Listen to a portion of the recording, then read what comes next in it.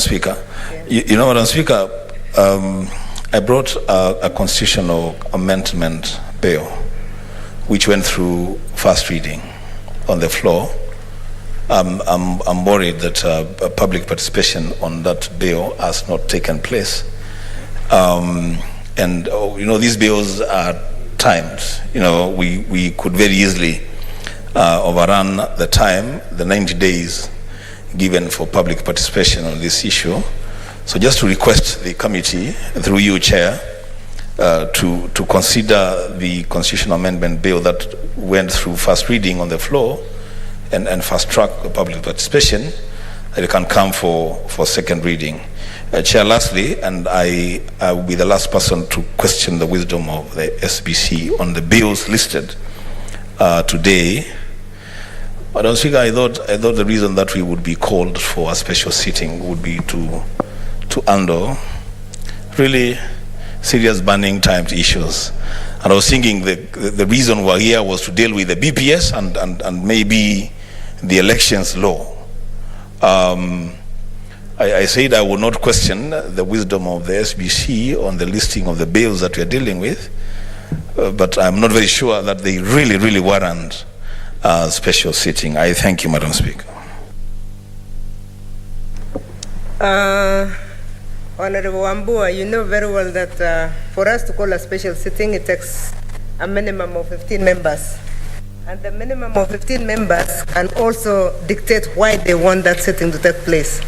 And in fact, this one, they are very specific that there are bills that are pending, there are motions that need to be cleaned. And as you are aware, we know that by next year, March, most people will not be here. So actually it came not even from SBC, but from the request that came through the leader of majority. So members have a right to send their appeal to the leader of majority, and if that is found to be okay, in consultation with the speaker, it takes place, and that's exactly what has taken place in these ones. Our in-tray, if you look at the number of bills and the number of motions that are pending, is really full. We must clean and we must make it lighter before we finish this term. So let's all work very hard to make sure our bills are. I want to agree with Senator Wambua that if there is any chairman who has not cleared the public participation, please clear them so that we are able to clean our tray. We don't want the next Senate to have to deal with our backlog. In fact, they will not deal with them, they will have lapsed. They will lapse, so we will lose a lot. And yet this Senate has been very hardworking and it has done a lot of work. So let's make sure that we clean up and finish. Senator Faria, you still have a point? Thank you, Madam Speaker. I also want again to get the attention of the JLAC chair again. I also have two other bills. The gender bill, two-thirds gender bill, and then the other one of EACC amendment bill that also has a far-reaching impact in terms of fighting corruption as well. So if those two can also be fast-tracked in addition to the lifestyle audit, I would really appreciate. Thank you, Madam Speaker. Thank you. I want to assume that all the other bills and motions in the order papers have no issue. So next order, let's read all the orders for the committee of the whole so that we prosecute all of them at the same time. Order number 10, Committee of the Whole, the County Hall of Fame Bill, Senate Bills number 9 of 2021. Order number 11, Committee of the Whole, the Law of Succession Amendment Bill, Senate Bills number 15 of 2021. Order number 12, Committee of the Whole, the County Oversight and Accountability Bill, Senate Bills number 17 of 2021. Order number 13, Committee of the Whole, the Street Vendors Protection of Livelihood Bill, Senate Bills number 7 of 2021.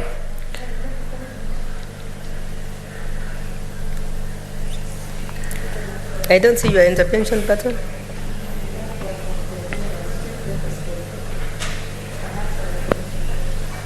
Senator, you have not pressed your intervention. Okay, Senator Faria. Thank you, Madam Speaker. I think I happen to belong to the Trade Committee, and this one as well, there are some public views that have not been incorporated as well. So we'll request that it should be deferred. I think the Vice Chair was supposed to be here to submit to that, but I think I can't see her, so I'm doing that on her behalf. Thank you, Madam Speaker. Thank you, Senator Faria. The clerk confirms that the chair was supposed to come and ask for that deferment, so we defer it. Next order. Order number 14, Committee of the Whole, the Heritage and Museums Bill, Senate Bills number 22 of 2021. Order number 15, Committee of the Whole, the County Government's Amendment Bill, Senate Bills number 38 of 2021. Order number 17, the Kenya Citizenship and Immigration Amendment Bill, Senate Bills number 33 of 2021. That's Committee of the Whole. Order number 18, Committee of the Whole, the Intergovernmental Relations Amendment Bill, Senate Bills number 37 of 2021. Thank you, Senators. May I inform the Senators who are on virtual that we'll be expecting them again to show us their faces as we prosecute under the committee stage, and we'll take all of them at the same time. Thank you.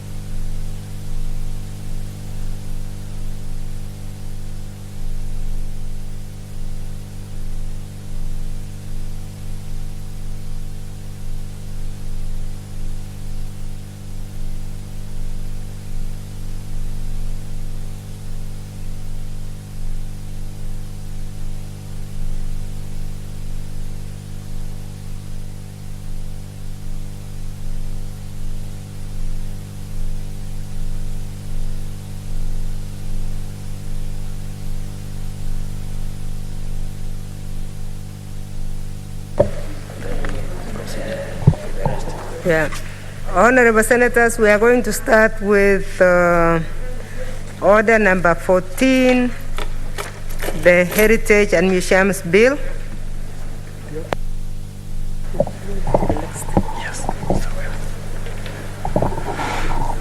Clauses 3 to 20. This is yours.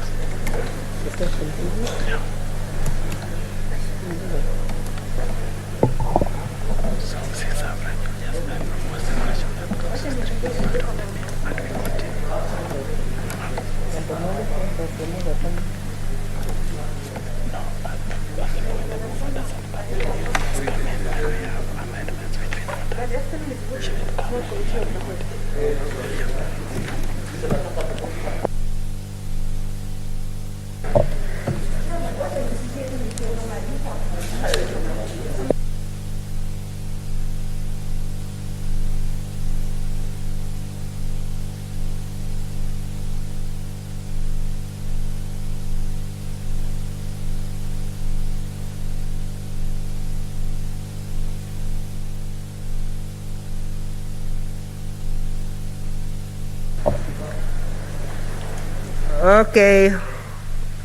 Honorable Senators, we are ready with the Heritage and Museums Bill.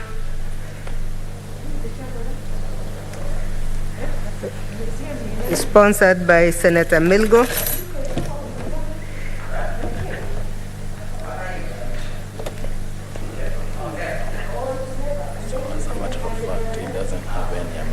Honorable Senators, there are no amendments, so we are going to do the procedural committee stage.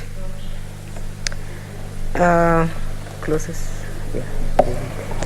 Clauses 3 to 20.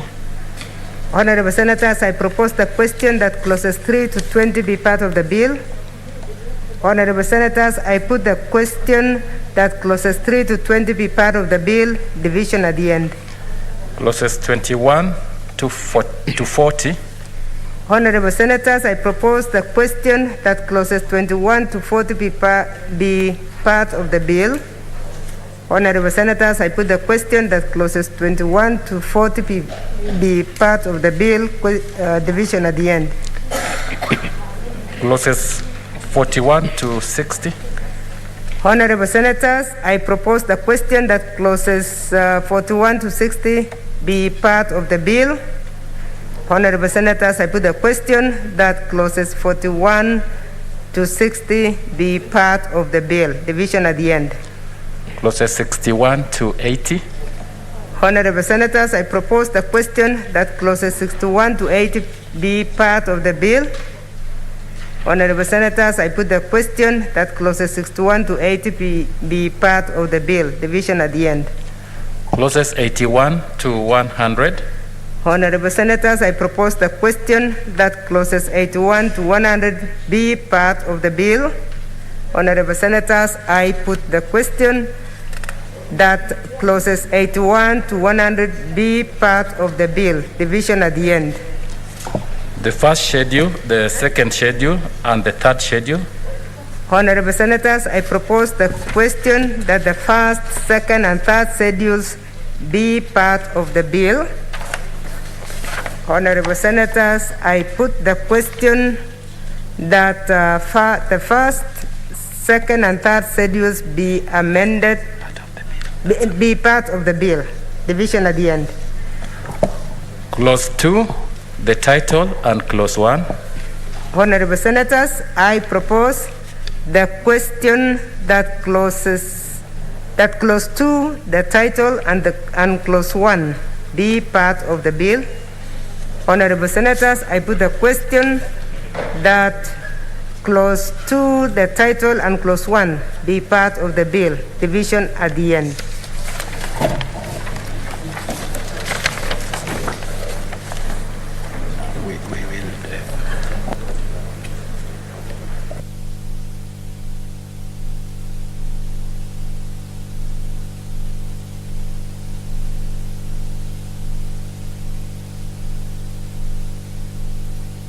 Honorable Senators, as I had said, we shall report everything together. So we will move to the next bill. That is on order 15. The County Government's Amendment Bill, Senate Bills number 38 of 2021 by Senator Moses Kajwang.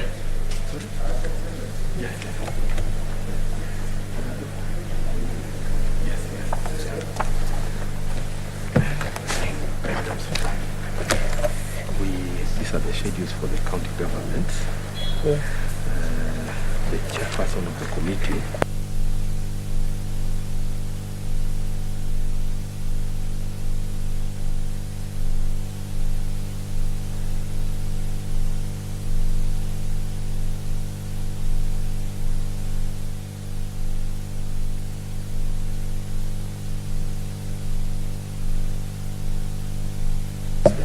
Okay, we are ready to start, Senator Kajwang. If Senator Malala can give you space to start.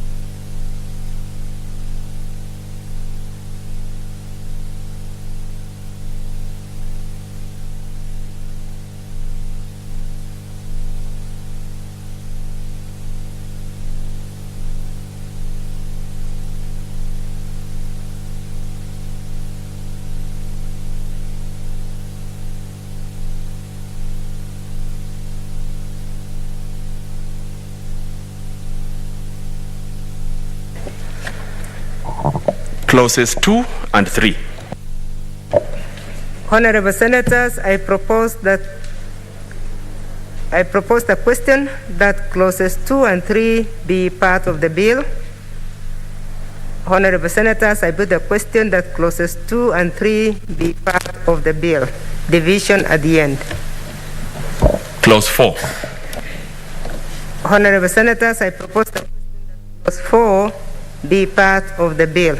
And there's an amendment from the chair.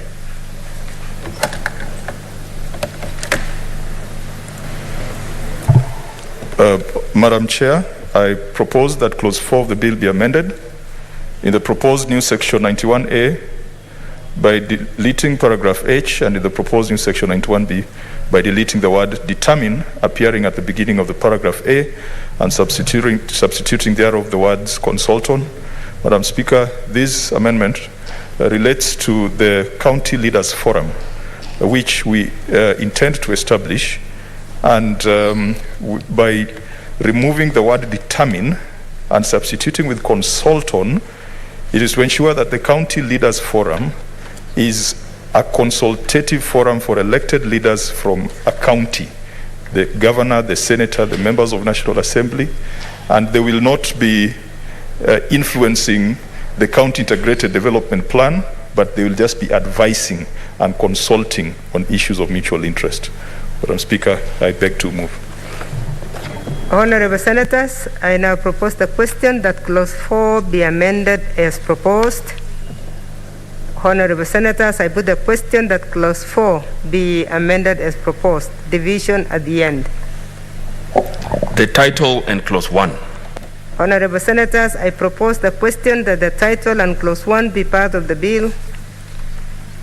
Honorable Senators, I put the question that the title and clause 1 be part of the bill. Division at the end. So, Madam Speaker, we have finished the clauses. So, I think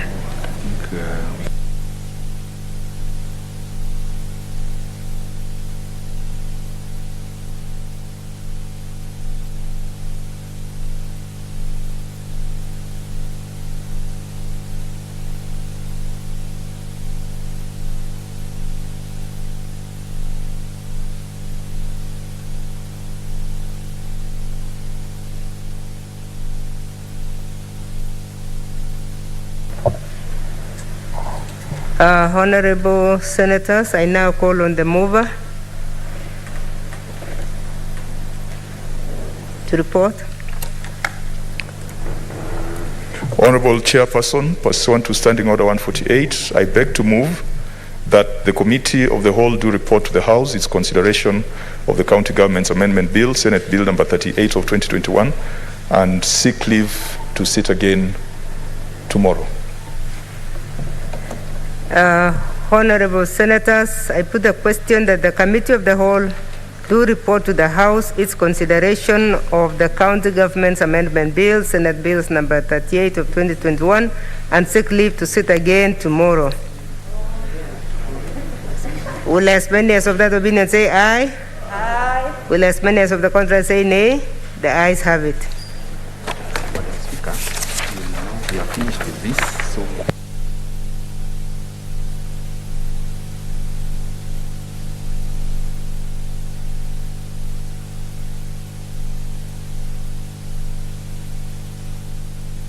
Honorable members, we will, for convenience, we will go to the next bill being prosecuted by the same chair. That is number 18, on order number 18.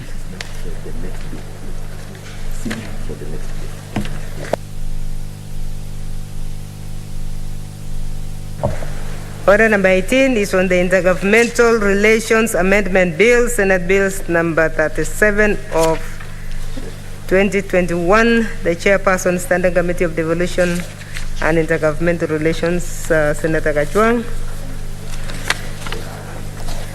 Two amendments by the committee. So we proceed in the same manner. So we shall proceed. Clause 2. Honorable Senators, I propose the question that clause 2 be part of the bill, and the Chairperson has an amendment. Honorable Chair, I beg to move that clause 2 of the bill be amended by inserting the following new paragraph immediately after the proposed paragraph N. NA, conditions for the termination of the agreement. Honorable Chair, the reason for this amendment is to provide detailed procedures for transfer of functions between national and county governments and between county and national governments. And this particular clause 2 talks about the details that should go into the deed of transfer so that it is not left at the discretion of the executive, but it goes through the county assemblies and through parliament before execution. I beg to move. Thank you, Senator. Honorable Senators, I propose the question that clause 2 be amended as proposed. Honorable Senators, I put the question that clause 2 be amended as proposed, division at the end. Clause 3. Honorable members, I propose the question that clause 3 be part of the bill. There is an amendment from the chairperson. Chairperson. Honorable Chair, I beg to move that clause 3 of the bill be amended by inserting the following new section immediately after the proposed section 26F. The role of the technical committee in transfer or delegation of powers, functions, and competencies. The technical committee shall, in undertaking duties under this part, witness the execution of a transfer or delegation of a power, function, or competency, provide administrative support to the parties to the transfer agreement during the transfer process, and prepare and maintain an inventory of assets and liabilities of the transferred functions. Honorable Chair, the rationale for this amendment is to provide a role for the Intergovernmental Relations Technical Committee in any transfer of function arrangement. Madam Honorable Chair, we are proposing that the custodian of the deed of transfer shall be the Intergovernmental Relations Technical Committee. The custodian of inventory of assets and liabilities shall be the Intergovernmental Relations Technical Committee. And at the expiry of a transfer, like in the example of Nairobi Metropolitan Service and Nairobi City County Government, the Intergovernmental Relations Technical Committee shall be involved in auditing and handing over the inventory of assets to the party to which constitutional responsibility belongs. Madam Chair, I beg to move. Thank you, Senator. Honorable Senators, I now propose the question that clause 3 be amended as proposed. Honorable Senators, I put the question that clause 3 be amended as proposed, division at the end. The title and clause 1. Honorable Senators, I propose the question that the title and clause 1 be part of the bill. Honorable Senators, I put the question that the title and clause 1 be part of the bill, division at the end. So we have Madam Speaker on the bill.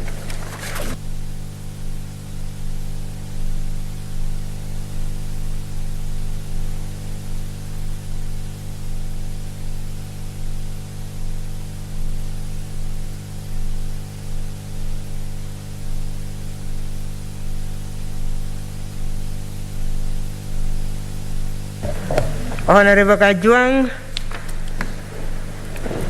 we want you to report progress. Honorable Chairperson, pursuant to Standing Order 148, I beg to move that the Committee of the Whole do report progress on its consideration of the Intergovernmental Relations Amendment Bill, Senate Bill number 37 of 2021, and seek leave to sit again tomorrow.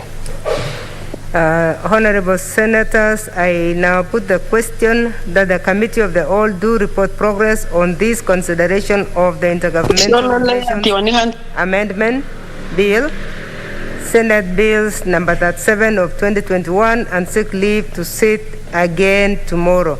Will as many as of that opinion say aye? Will as many as of the contrary say nay? The ayes have it.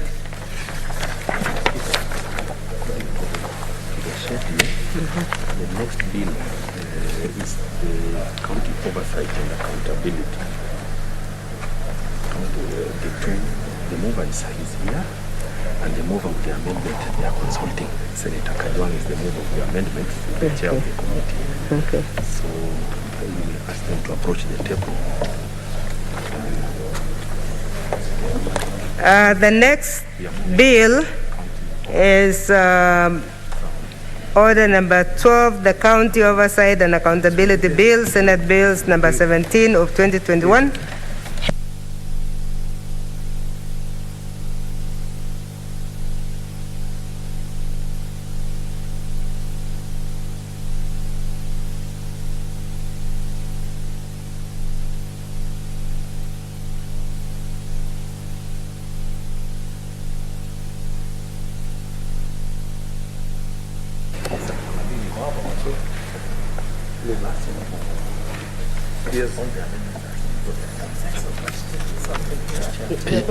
We are going to do it, yeah, because we were hoping we would have the numbers to vote.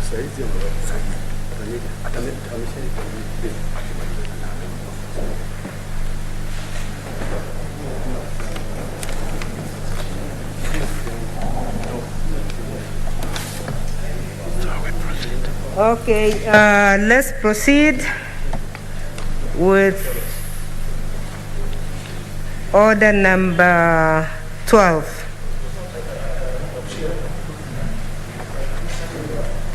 The County Oversight and Accountability Bill, Senate Bills number 17 of 2021 by Senator Ledama Olekina. Clauses 3 and 4. Honorable Senators, I propose the question that clauses 3 and 4 be part of the bill. Honorable Senators, I put the question that clauses 3 and 4 be part of the bill. Division at the end. Clause 5. Honorable Senators, I propose that the question that clause 5 be part of the bill. There is an amendment from the Committee on Devolution and Intergovernmental Relations. Chair. Honorable Chair, I beg to move that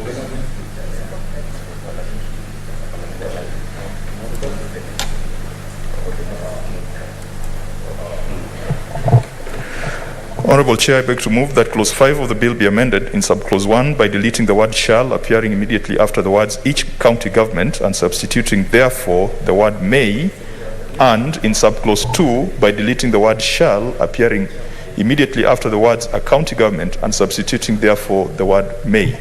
Honorable Speaker, as you can see, it appears to be a trivial amendment, but may and shall mean a lot of things.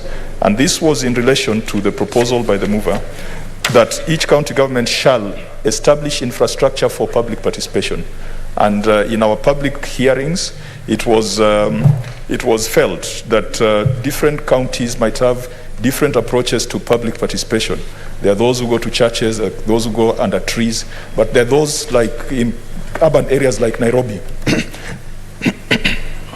that require infrastructure to be established. So, Madam Speaker, this is just to take care of those uniqueness and peculiarities across the 47 counties. I beg to move. Thank you, Chair. Honorable Senators, I propose the question that clause 5 be amended as proposed. Honorable Senators, I now put the question that clause 5 be amended as proposed. Division at the end. Clauses 6 to 16. Honorable Senators, I propose the question that clauses 6 to 16 be part of the bill.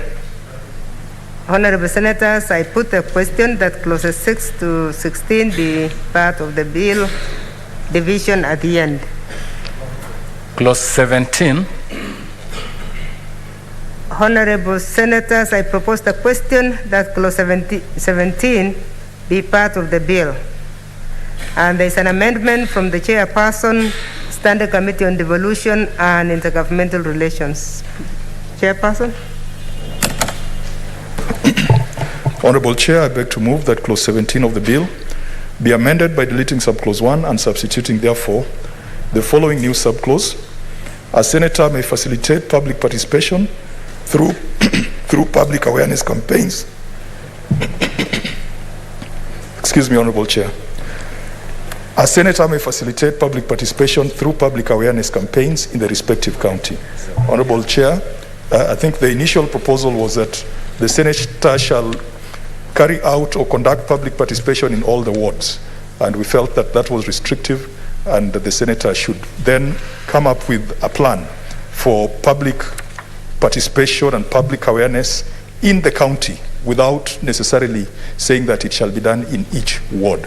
The members of County Assembly felt that that was usurping their role, and so I think when we frame it that way, it gives the senator the opportunity to come up with a program that is more uniquely tailored to the role of the senator. I beg to move. Honorable Senators, I now propose the question that Clause 17 be amended as proposed. Senators, I put the question that Clause 17 be amended as proposed, division at the end. Clause 18.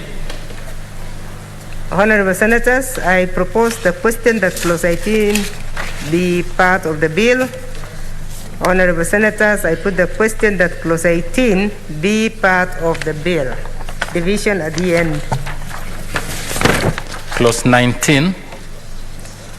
Honorable Senators, I propose the question that Clause 19 be part of the bill. And there is an amendment from the Chairperson, Standing Committee on Devolution and Intergovernmental Relations Chair.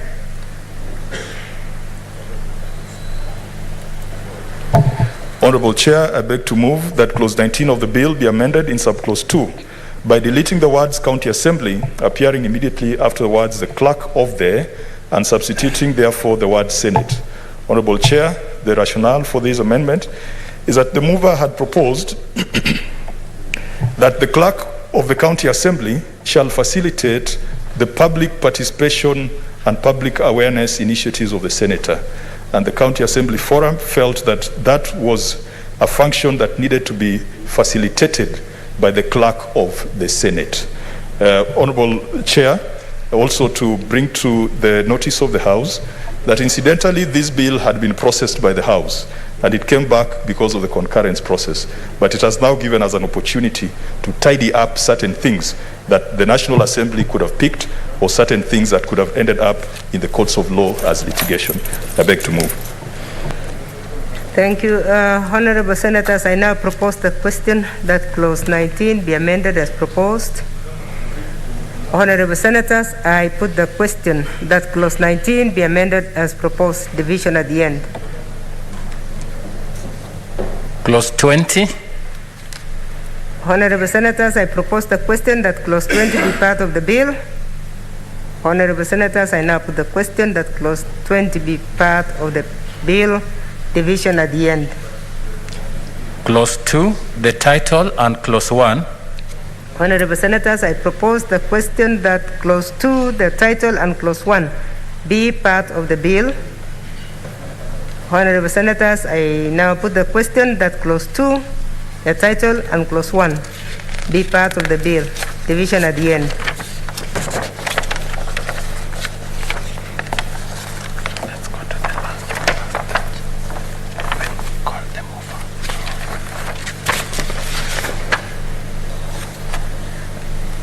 over. May I now call on the mover to report progress? Senator Ladama. Honorable Chairperson, pursuant to Standing Order 148, I beg to move that the Committee of the Whole do report on the consideration of the County Oversight and Accountability Bill, Senate Bill number 17 of 2021, and seek leave to sit again tomorrow. Honorable Senators, I put the question that the Committee of the Whole do report on its consideration of the County Oversight and Accountability Bill, Senate Bills number 17 of 2021, and seek leave to sit again tomorrow. Will as many as of that opinion say aye? Aye. Will as many as of the contrary say nay? The ayes have it.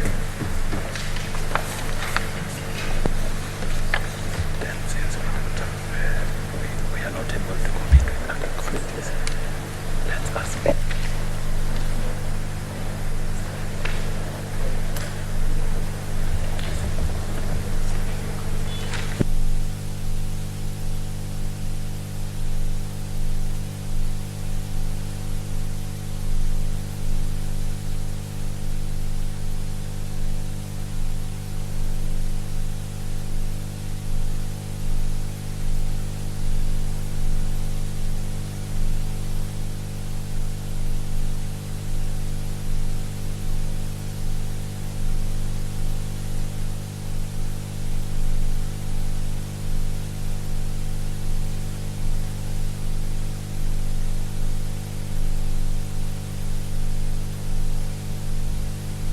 Senator Milgo, please, you are going to report progress on your bill.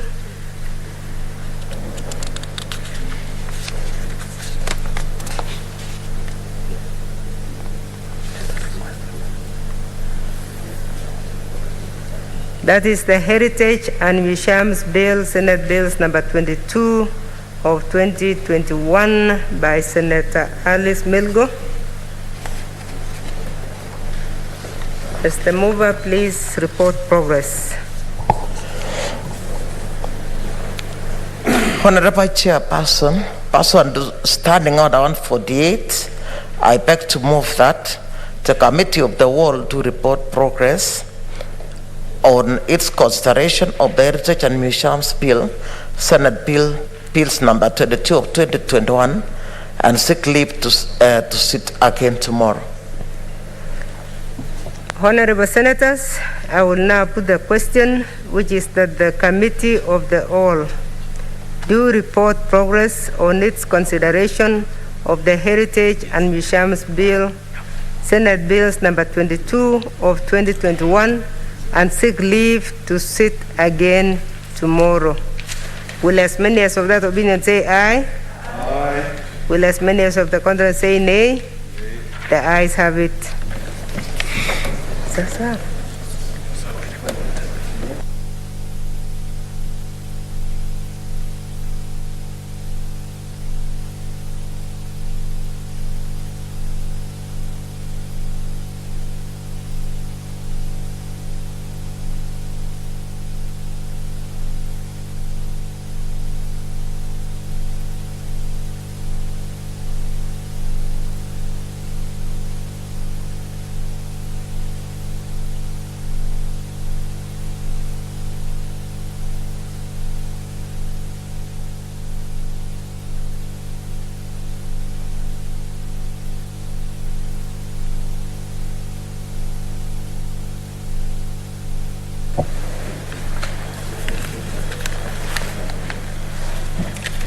Honorable Senators, Madam Speaker,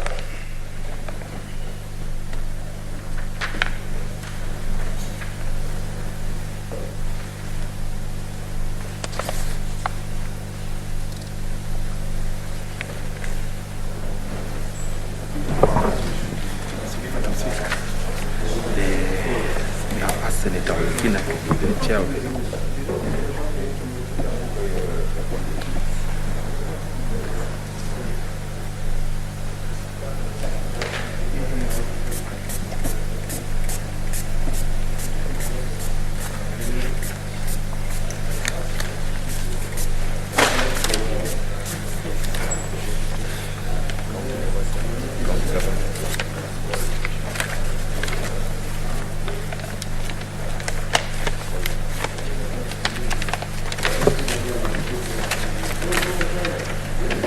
Honorable Senators, we shall now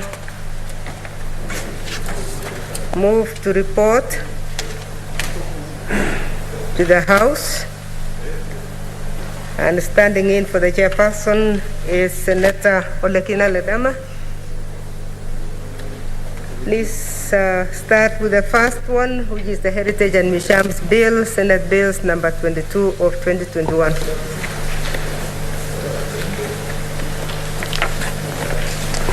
Honorable Speaker, I beg to report progress that the Committee of the Whole has considered the Heritage and Museum Bill, Senate Bill number 22 of 2021, and seek leave to sit again tomorrow. Mover.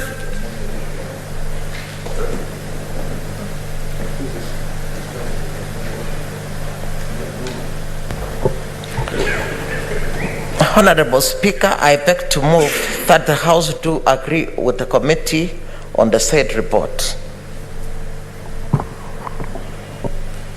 Honorable Senators, I will propose the question, which is that the House do agree with the committee in the said report. Honorable Senators, I will put the question, which is that the House do agree with the committee in the said report. Will as many as of that opinion say aye? Aye. Will as many as of the contrary say nay? The ayes have it.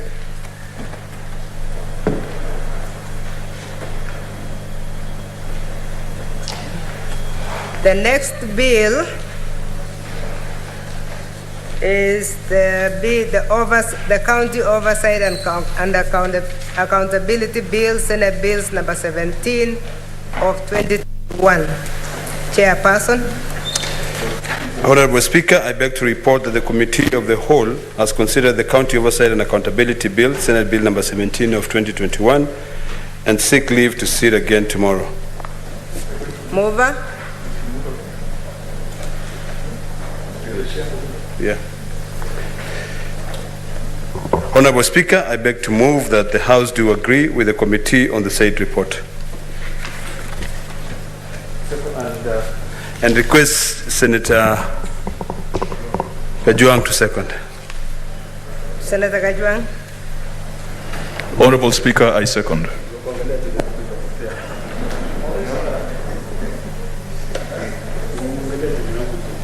Honorable Senators, I will propose the question that the House do agree with the committee in the said report. Honorable Senators, I will now put the question that the House do agree with the committee on the said report. Will as many as of that opinion say aye? Aye. Will as many as of the contrary say nay? The ayes have it. The next bill is the County Government's Amendment Bill, Senate Bills number 38 of 2021. Chairperson. Honorable Speaker, I beg to report that the Committee of the Whole has considered the County Government Amendment Bill, Senate Bill number 38 of 2021, and seek leave to sit again tomorrow.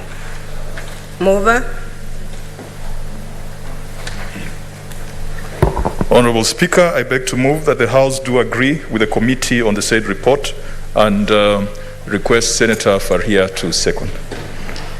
Senator Faria. Madam Speaker, I beg to second.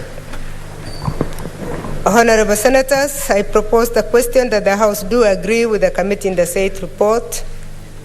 Honorable Senators, I now put the question that the House do agree with the committee in the said report. Will as many as of that opinion say aye? Aye. Will as many as of the contrary say nay? The ayes have it.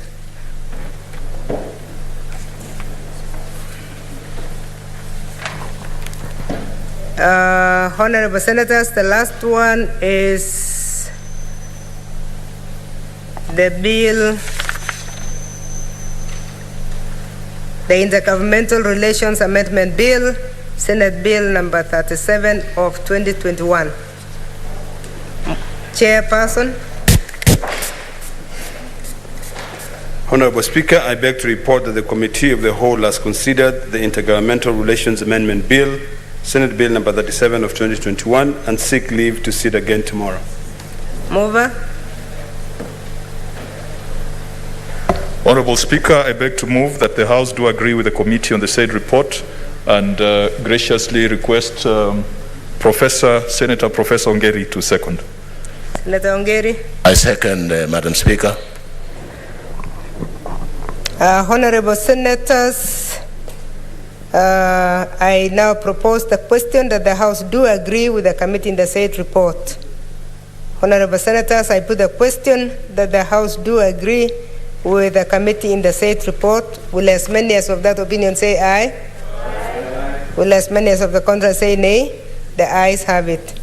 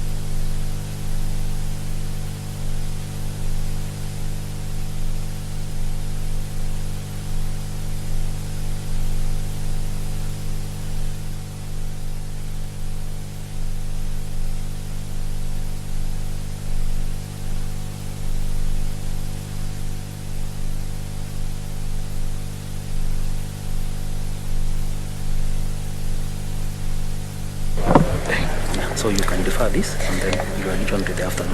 Okay. You're saying they having concluded or there have been no other business, we adjourn to the afternoon. Honorable Senators, I had rearranged the order of the House so that for the convenience of the House, we come back to order number 8. Now I want to further inform the House that for the convenience of the House, order number 8 will be concluded this afternoon. And so will order number 9. So order number 8 and number 9 will be coming back in the afternoon. I can see the member has arrived. So afternoon 2:30 will start.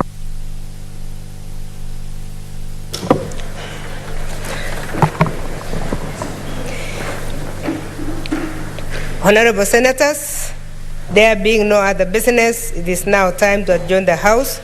The Senate therefore stands adjourned until today, Wednesday, 22nd December 2021 at 2:30 p.m.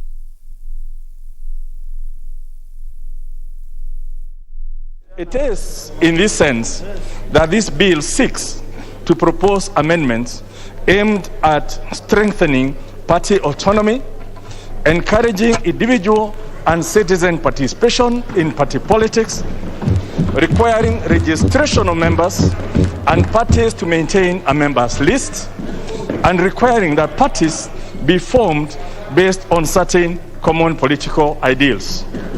Honorable Speaker, when we enacted the 2010 Constitution, we did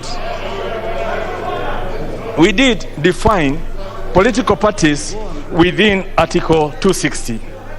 And the political party was defined as an association contemplated in Part 3 of Chapter 7. Now, Chapter 3 of Part 7, Honorable Speaker, contains two parts, or two sections, 91 and 92. 91 defines the characteristics that a political party must have. That it shall have a national character, it shall have a democratic elected governing body, it shall promote national unity, it shall abide by a certain values that every political party should have. It also, in the sub-article 2, defines what a party shall not have. But Article 92 then put the responsibility on this parliament to legislate on political parties.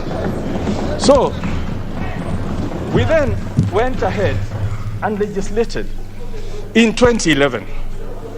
And when we did the Political Parties Act, number 11 of 2011, we then in clause 2 defined, which is now section 2, we defined a political party as has the same meaning, has a meaning assigned to it in Article 260 of the Constitution. So we ended up with a situation where the House that was given the power by the Kenyan people to define a political party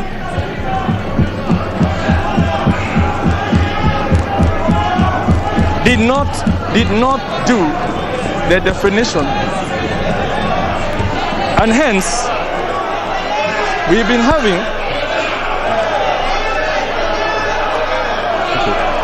so since 2011 we've been having this problem where a political party has not been defined by this house.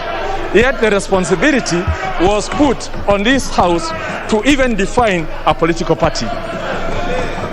Honorable Speaker, when there was a case, the political parties coalition forum went to court when we were seeking funding for political parties in a coalition.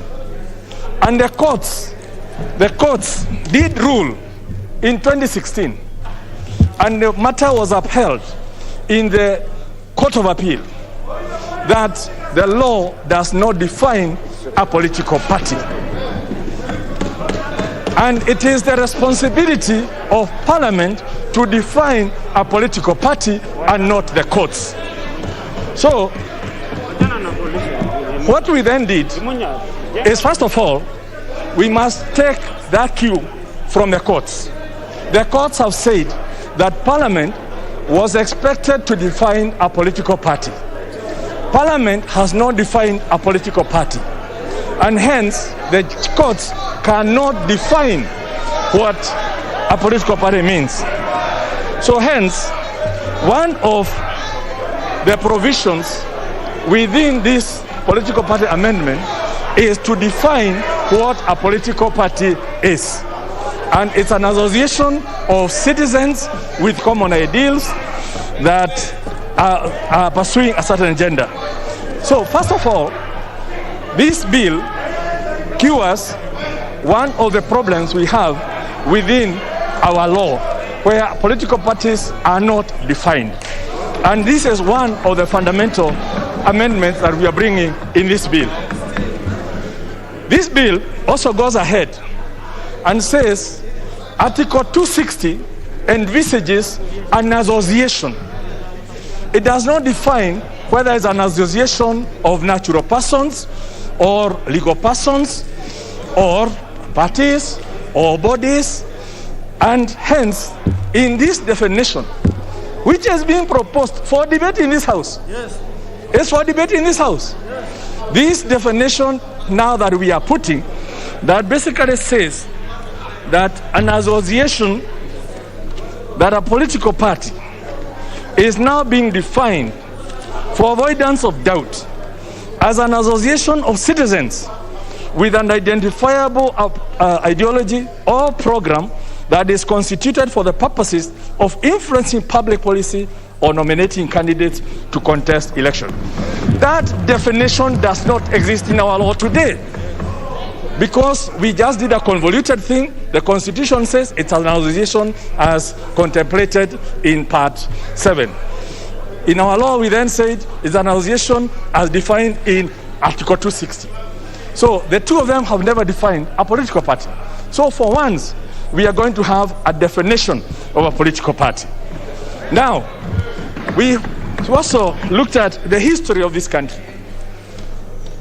Going back to,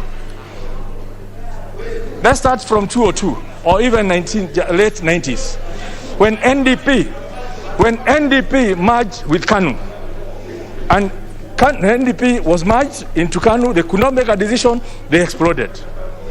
2002, Democratic Party, Ford Kenya, and National Party of Kenya, plus the Rainbow Coalition, came together under the National Rainbow Coalition, NAC.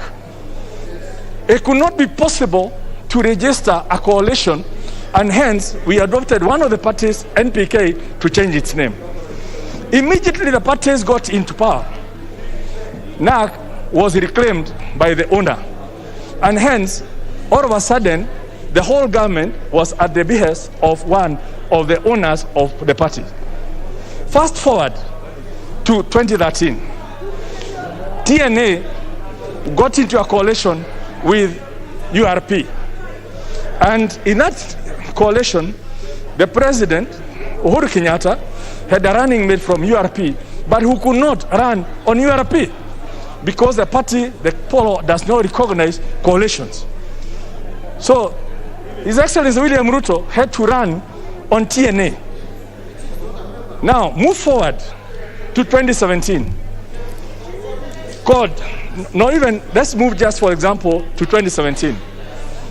A number of parties, ODM, Wiper, ANC, Ford Kenya, moved together as the National Super Alliance. But the National Super Alliance could not sponsor a candidate. So ODM sponsored the candidate, right?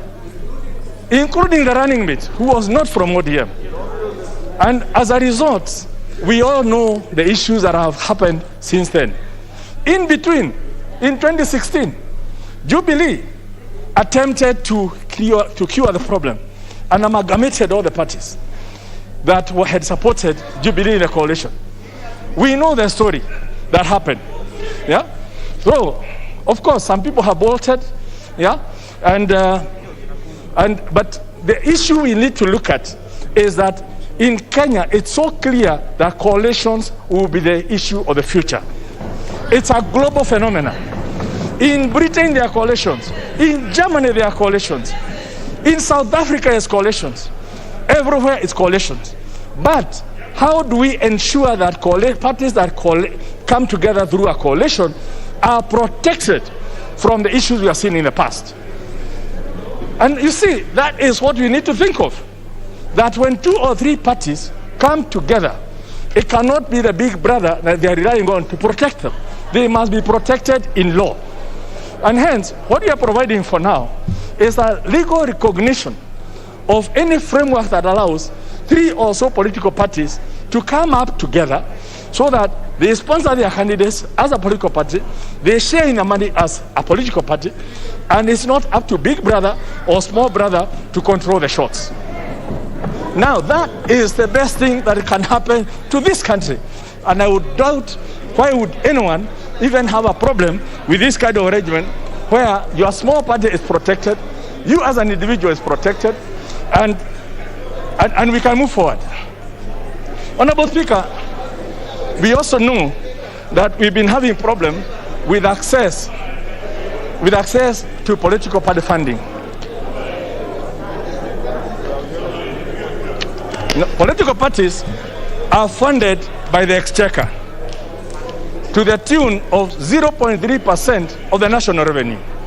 Okay, we'll be making an amendment to that because the national revenue reference was in 2011. Now we know it's shareable revenue, which excluding the money for counties. But that money is only accessible to what we call the big boys. That money has never been accessible to the small parties. So small parties will have 3-4 members of parliament, they will have a governor, they will have some members of the county assemblies, but they cannot access the national kitty that's set up to promote the growth of democracy in this country. So one of the amendments that are being proposed in this law is to lower the thresholds for access into the national funds that are being provided for the growth of democracy in this country. So that any party that wins a seat, be it in the county assembly, be it as a governor, be it in the Senate, or be it in this National Assembly, has put enough effort to merit participating in the sharing of the national funds. And you see, this is the kind of thing that is good for democracy in this country. Now, we may oppose things because we think we don't need this. Now, I want to say, if a small party like the PDR was not given a coalition housing by Jubilee, there will be no order today. Because PDR, as a small party, was housed was housed by a bigger party, it was able to produce a bigger party. So, basically, what we are looking at in these amendments, all these amendments typically have been brought in to ensure that we now clean up the mess we have not cleaned up since 2011. What the courts have told us, you need to clean up so that political parties can be properly defined. The issue of coalition parties, the sharing of money, and most importantly also how we participate within our nominations, so that we don't have a situation where one party goes to influence the results of another political party at the nomination to get the weakest candidate. Only members of a certain political party will be able to participate. We've seen that happen where the worst candidates have been produced because a political party that has an interest in an area goes and influences the results of that by briskly supporting the weakest candidate. So, honorable members, I wish to ask that you look at this bill and look at it from a positive perspective in terms of how it enriches democracy. And if you find that there are some areas that require amendments, let us reason together. Let us bring those amendments. Let us harmonize them so that we give to the Kenyan people a political party act that will withstand the test of time now and into the future. Honorable Speaker, I could go on and on, but I don't want to go through some.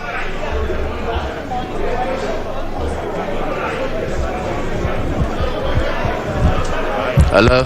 Thank you, Mr. Speaker. Leave the matter at that point and urge members that let us think when we are legislating for posterity. We are not legislating for any of us, but basically for the bigger good of the people of Kenya, to ameliorate the suffering of the ordinary Kenyan who is suffering because of the issues we have. Now, no, he said, yeah. So, Honorable Speaker, I beg to move. No, it's okay. No, I beg to move and request the chair of JLAC, who had the responsibility and honor to get a public participation, to take us through the process of what they did, so that the issue that people are raising that there was no public participation, I know there was a lot of public participation. Before the publication of this bill, there was public participation. After the publication of this bill, there was public participation. In Mombasa, there was public participation. So we know that this bill has gone through the most extensive public participation, including by all the political parties who have been invited and who have done the bid. But, so Honorable Speaker, I beg to move and ask the Honorable Muturi Kigano to second.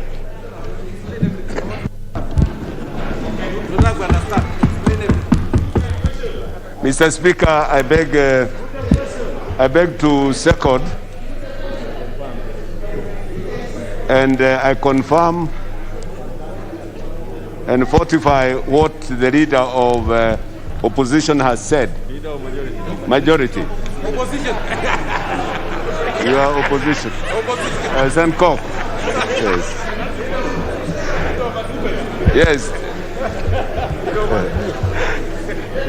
Mr. Speaker, the leader of majority has expounded on Article 270 as it relates to the meaning of political parties.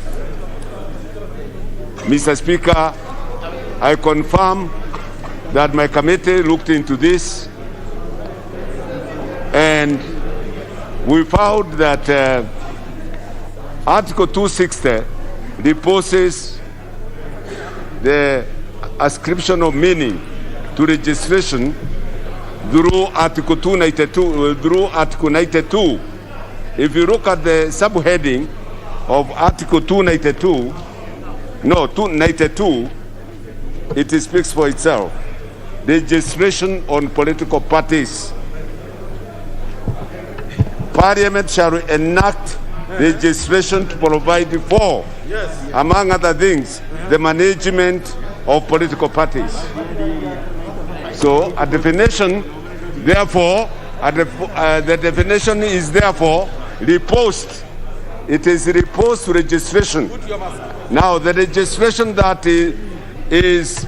has ascribed meaning is the bill now. The bill that is before this House is the one under clause 2. The bill, the Political Bills Amendment Bill 2021. Mr. Speaker, if you can protect me from this hekura. Yeah? I don't know what type of government they would have. The government they aspire to have. A government of disorder and everything.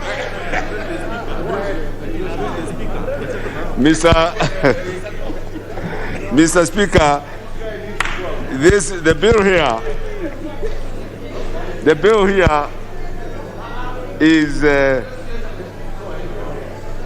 is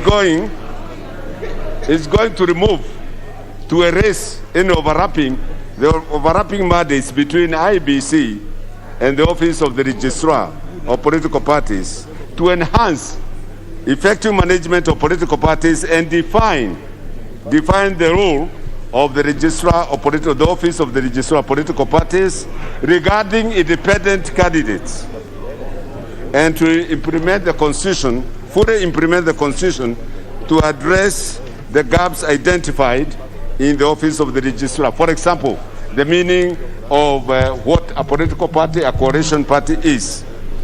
Mr. Speaker, coalitions is the in thing now in the world.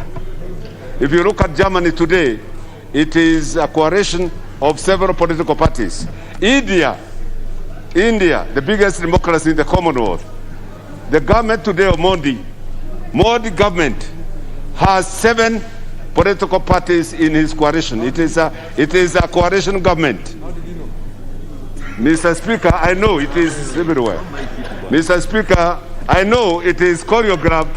This Muragara and Songkok are choreographing us a way of disrupting everybody who speaks here so that they can buy time.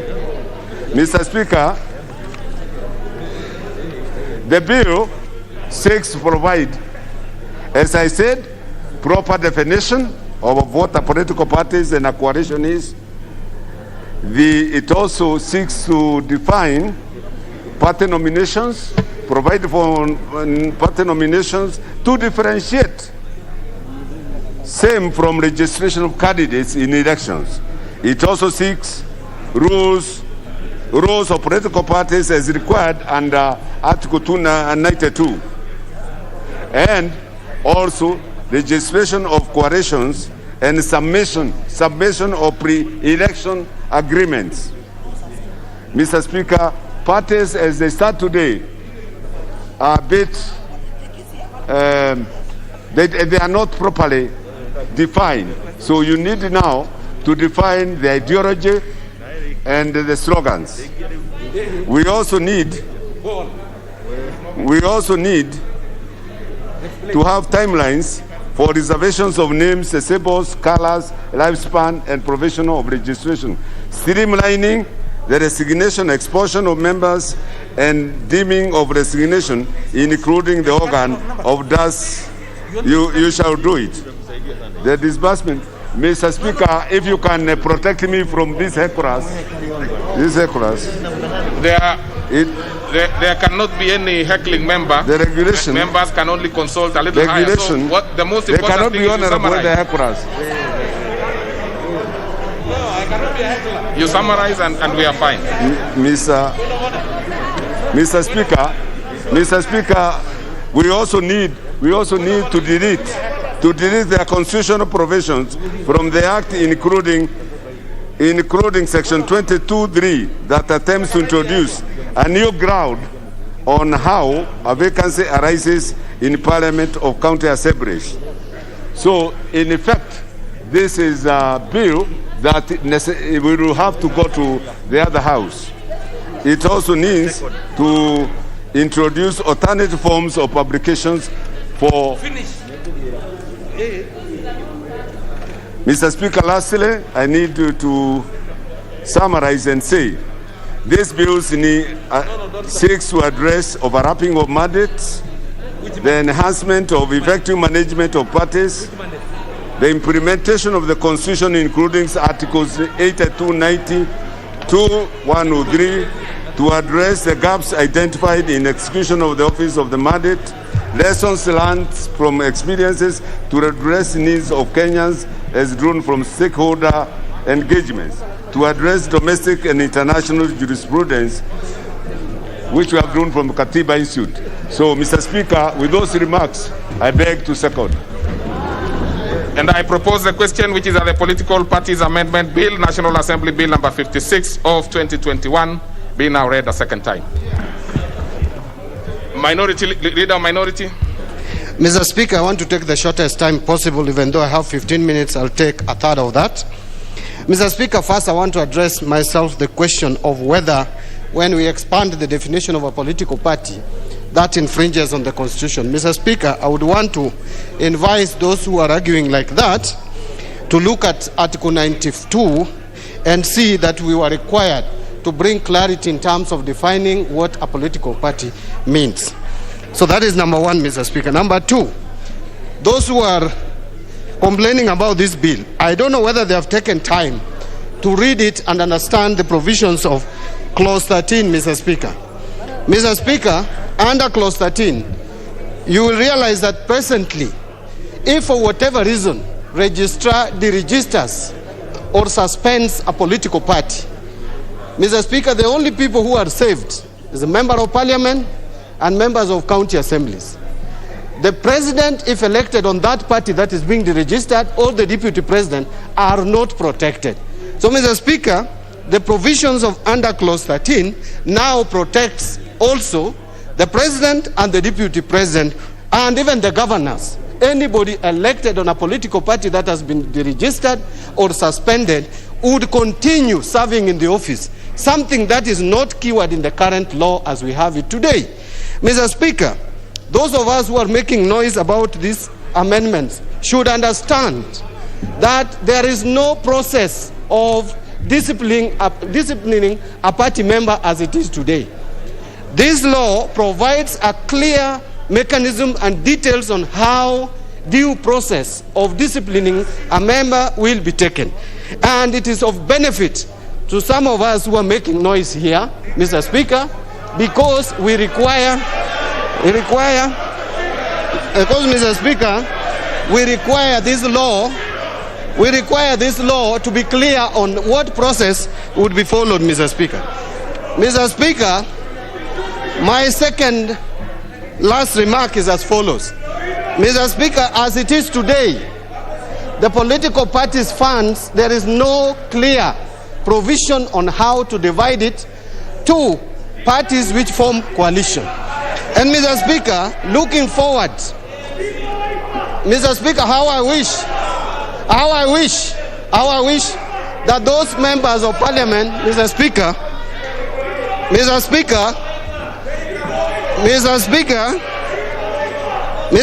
these members, if they are the numbers, we have been told about 150 members supporting a particular cause.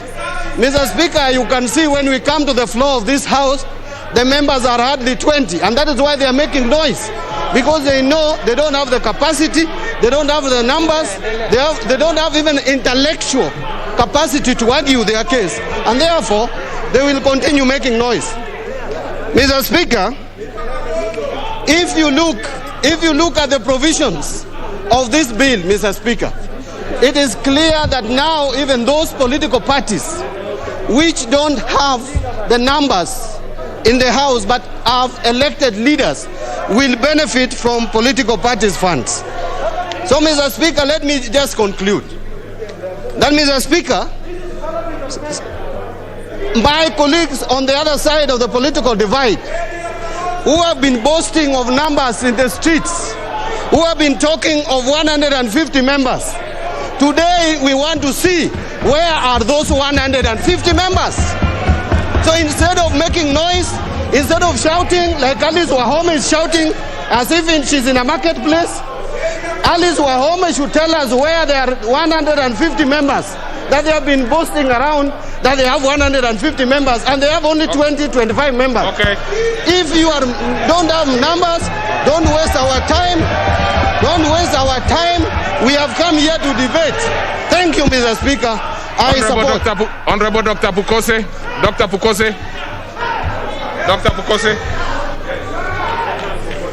Thank you, Honorable Speaker. Honorable Speaker, I want to contribute to this political parties amendment bill.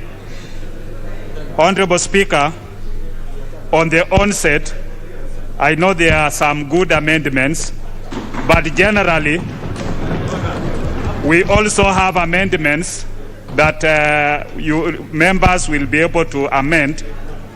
And Honorable Speaker, my main issue is that this bill has hurriedly been brought, and even members being called away from their vacation to come and contribute.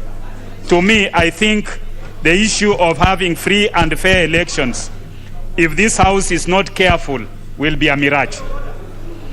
Of interest, Honorable Speaker, Clause 10 of the bill provides that a person who while being a member of a political party shall be deemed to have resigned from that party if that person promotes the ideology, interests, or policies of another political party. This provision, Honorable Speaker, can be used to limit the political rights of members as exposed in Article 38 of the Constitution, which provides that every citizen, including members of Parliament, have a right to campaign for a political party or a cause and is free to make political choices. The bill outlaws these political rights, and more so, if enacted, shall be used to threaten members who support certain causes, for instance, economic empowerment and other ideologies of a party for which a member believes. Honorable Speaker, as the minority leader was contributing, you know, members were saying parties like Wiper have not been paid up to date by ODM. And the Honorable Speaker, when you look at Clause 15 of the bill, it amends Section 25 of the Political Parties Act to provide for the formula of distribution of the political parties fund, which is proposed as in the bill. Honorable Speaker, what happens when you have a repeat election? Are you going to use the presidential results for the first election or for the repeat elections? And for instance, NASA boycotted the repeat elections for the presidency. So what happens? Do they get money for the repeat elections? So I think that needs to be very clear. Honorable Speaker, Clause 20 FD and FE of the bill provides additional functions for the registrar, which shall be to regulate political party nominations and train political party election agents. Is this not an interference by the registrar with the manner in which political parties shall conduct their affairs? How do you bring the registrar to be the one who will be able to regulate political party activities? What role does the registrar have in party nominations and training party election agents? This cannot be the case unless it's a decoy to interfere with the party nominations and election results. Parties should be free to conduct their nominations and choose and train persons of their choice as party agents.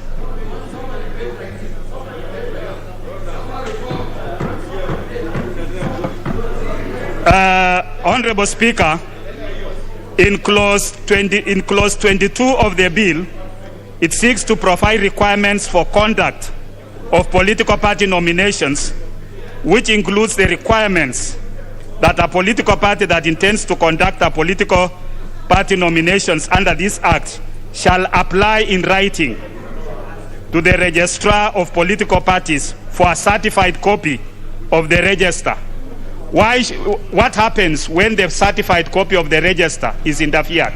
Some of you members might find yourself you are not in that register. We can only, what happens within even a constituency where you have members that have registered as voters? It is not just that you will get votes from only your political party. So for me, I think we must be able to use the IBC register, not the register by the political party registrar. Because when you use the register by the political party registrar, what it means is that some of the members will be locked out of that register, because by then you realize that you are not in the register and you are told you are not a member of that party for which you are. As currently is, we know that members have been put into a register or into a political party that you've not even registered. People go to M-Pesa agents, get people's details, and register you in a political party of their choice. It is, however, notable that the bill outlaws the participation of any person who is not a registered member of the political party to participate in the party nominations. This shall technically lock out many registered voters from nominating their candidates, as they must be members of the political party conducting nominations. Honorable Speaker, from what I have highlighted, I beg to oppose the second reading of the bill unless it is amended to accord with Article 38 of the Constitution on the political rights, and more so allow parties to exercise their affairs democratically without threat or interference. One cannot talk of free general elections when parties are also not free to run their affairs. What is, however, clear is that the bill was brought as a decoy to change the terrain of political parties. To this end, I stand to be counted, Honorable Speaker, that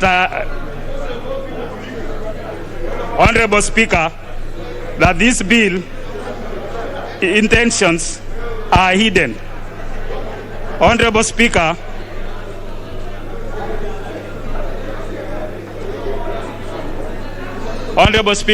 I beg to oppose. Thank you. Now, the Honorable Dr. Wamalwa. Honorable Dr. Wamalwa. Thank you, Mr. Speaker. Mr. Speaker, I'm speaking as the Secretary General of Ford Kenya Party. And Mr. Speaker, I'm also speaking on behalf of Political Parties Liaison Committee. Mr. Speaker, there's an English proverb which says, the shoe wearer knows where it pinches. Mr. Speaker, we've been in coalitions. We were in CORD and we were in NASA. Mr. Speaker, in the last parliament, I had brought a law, Mr. Speaker, of the recognitions of coalition, more importantly, on the aspect of political parties funding. Mr. Speaker, when you look at this, law, Mr. Speaker, it has some merits and it has some demerits. Mr. Speaker, Article 94 of the Constitution is clear. When it comes to matters of legislation, this House has the legislative authority. Mr. Speaker, we are going to debate this bill, and where there's an issue, Mr. Speaker, in the committee of the whole House, we are going to propose amendments. I request the honorable members, Mr. Speaker, we debate this bill with decorum. Mr. Speaker, I want to take members to the memory lane. Mr. Speaker, in 2013, we were in CORD coalition, Mr. Speaker. This was Ford Kenya, NASA, and ODM.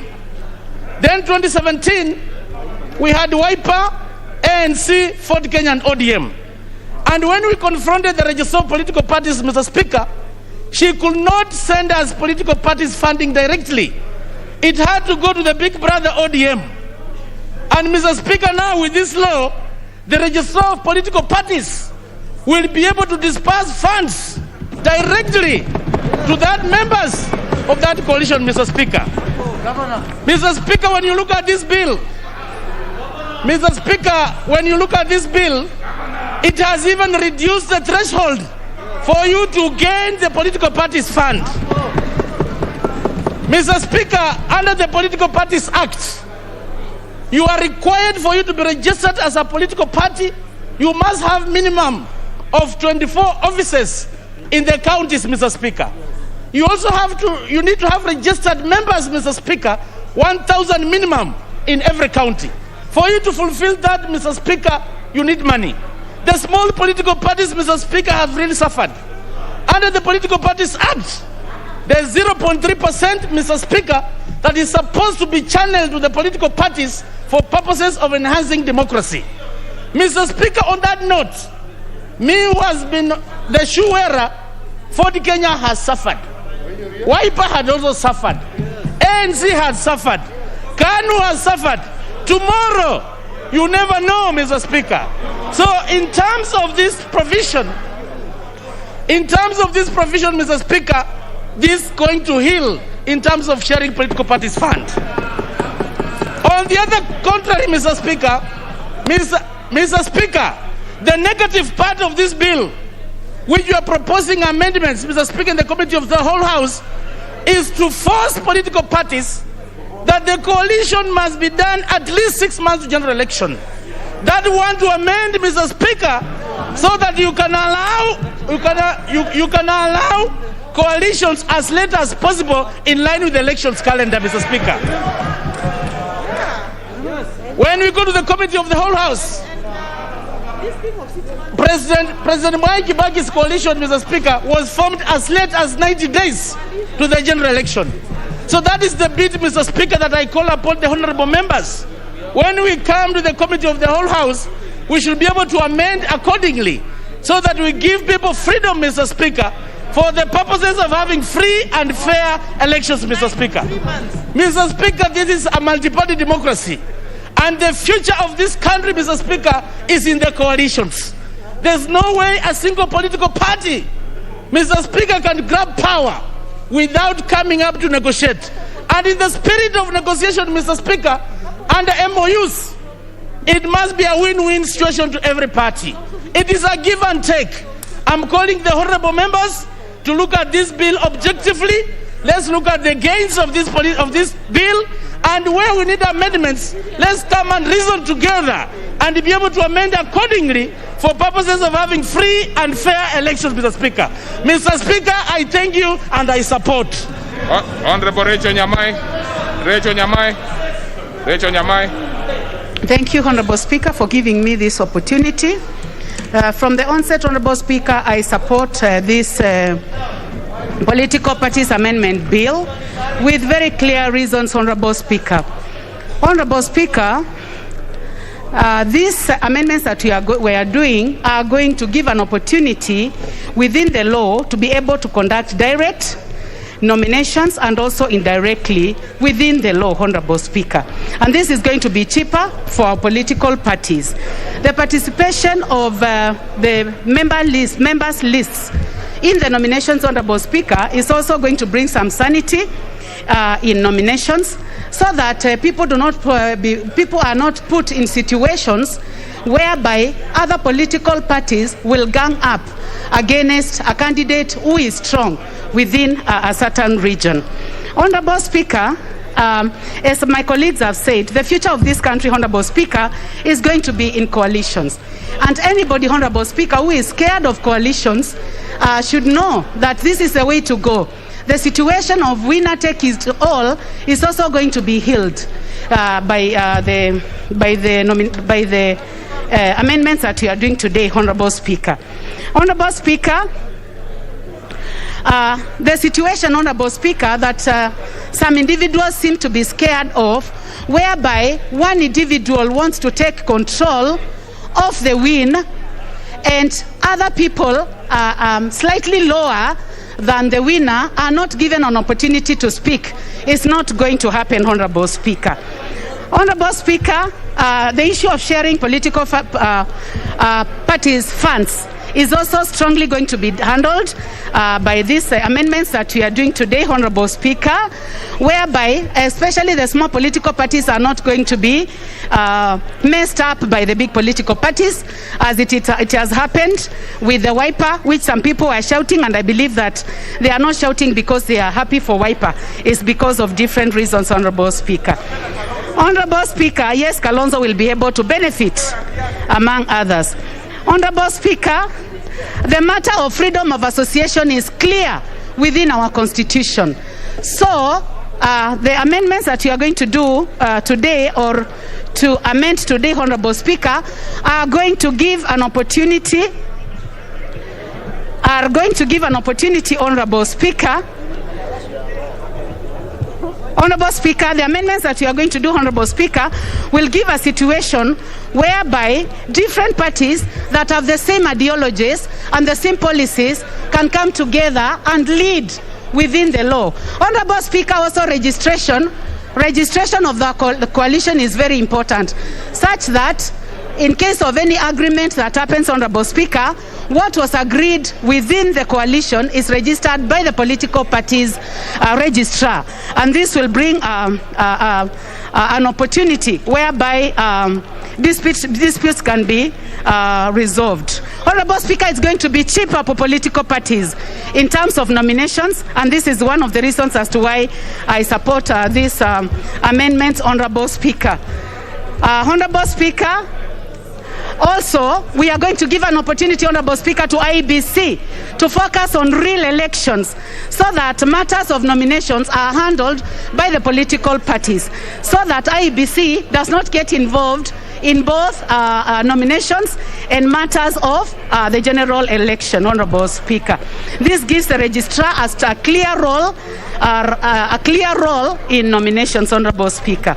Honorable Speaker, recognition of coalitions in this CPP is also in the same spirit of BBI that we had, and I believe as an individual and as a member of the member for Kitui South, that this is going to give a situation whereby our country, which is composed of big and small communities, different colors, red, white, black, yellow, will have an opportunity to be put together, green, to be put together in a situation whereby we have a stake in this country.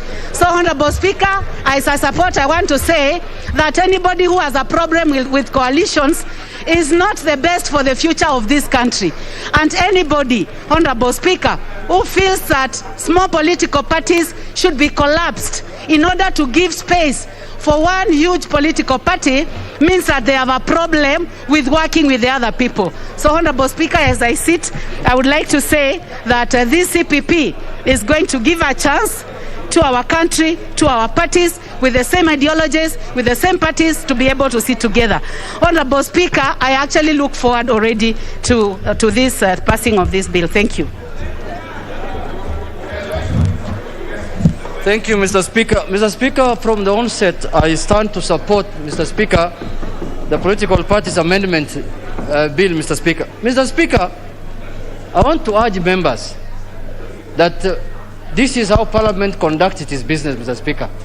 There must be a bill, there must be a debate, there must be a voting, and it will be decided in one way or the other, Mr. Speaker. Mr. Speaker, secondly, coalitions are here to live with us, Mr. Speaker, for the longest time possible, Mr. Speaker. Mr. Speaker, since the advent of multi-party politics, Mr. Speaker, coalitions have been in existence. And this is a bill that is going to make coalitions work better.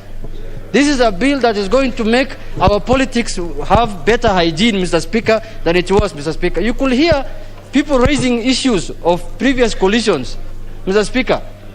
Exactly, this bill is supposed to cure those problems, Mr. Speaker. This bill is supposed to make our politics going forward better than it is today, Mr. Speaker. I know there are people who don't believe in coalitions. There are people who believe in political parties. There are people who want to be independent. Mr. Speaker, the Constitution guarantees everyone their right, Mr. Speaker. Mr. Speaker, this House will not decide this bill based on how loud your voice is, Mr. Speaker. This House is going to decide based on the persuasion every member makes to the other, whether it makes sense what you are saying or not, Mr. Speaker. For that reason, Mr. Speaker, I want to urge my colleagues to debate this bill with sobriety so that we can have a bill that is going to help this country, a bill that is going to be for posterity, Mr. Speaker. And Mr. Speaker, for those who were there in last Parliament, it is normal for amendment to the Elections Act, to the Political Parties Act, to come to the House at the tail end of Parliament, Mr. Speaker. It's a normal thing, Mr. Speaker. Honorable Bokose was there. I remember last Parliament, from the first election to the second election, there were amendments on whether elections should be conducted electronically or not, Mr. Speaker. Mr. Speaker, with those few remarks, I want to urge that let us not belabor the matter. This is a very clear bill.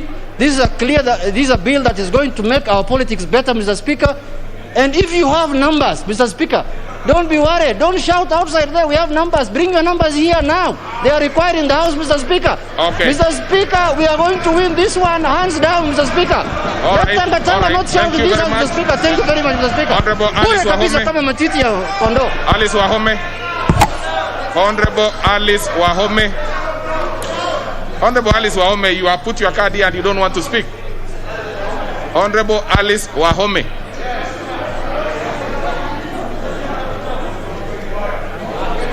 No, don't remove your mask. Don't remove your mask. Don't remove your mask. Mask. Mask on. Mask. Put on your mask. Mask. Put on your mask, Honorable Alice Wahome, and you have the floor. Put on your mask. Thank you, Mr. Speaker. Thank you. Proceed. Yeah, with your mask on. Thank you. Thank you, Mr. Speaker. At the outset, I rise to oppose this bill on basis of one, its timing.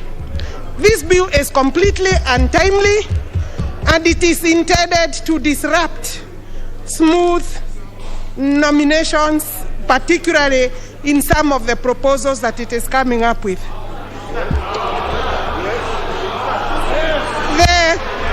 The speed, Mr. Speaker,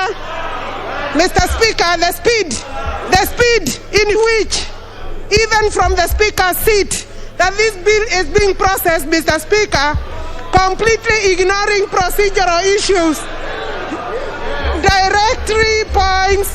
directly points to a situation where the country is being asked to run quickly. Mr. Speaker, this bill runs contrary to the Constitution of Kenya 2010, especially when you look at the proposals regarding formation of a political party. The definition of what is a political party, Mr. Speaker, cannot be changed by a legislative enactment, Mr. Speaker. And that's what this bill, Mr. Speaker, is trying to do in some of the proposals that it has come up with. Mr. Speaker, even the fact that we have been summoned for a special meeting, Mr. Speaker, sitting of this House, points to the direction that there are people intended on controlling the general elections through this bill, Mr. Speaker, in August 2022. You will allow me say my thing, because we can see through these provisions the hand of the handshake partners, Mr. Speaker, who are now desperate and think that they can use the law, use this House, Mr. Speaker, to bring up provisions of the law that will facilitate an amorphous coalition of parties. The law today, Mr. Speaker, Mr. Speaker, allows coalition of parties. It allows coalition of political parties by the deposit of a memorandum to the registrar of political parties. What is this thing that has become so urgent, Mr. Speaker, that requires the session of the House to be called from leave, Mr. Speaker, to come and register it? When you look at the provision, every election period, Mr. Speaker, we find that there are disruptive provisions of the law that have been brought or are intended to give undue advantage to some people. Mr. Speaker, I'm therefore finding that the exercise of this House today, the summoning of this House today, in respect of this bill, absolutely unnecessary, Mr. Speaker. Mr. Speaker, the control, I will be moving some amendment, Mr. Speaker, on the register of members. We cannot allow the registrar of political parties to be the holder of the data of members of political parties. And Mr. Speaker, this is a very serious attempt by the registrar of political parties with a deep state, I dare say, to control the register of members of political parties. And that will not be allowed, Mr. Speaker.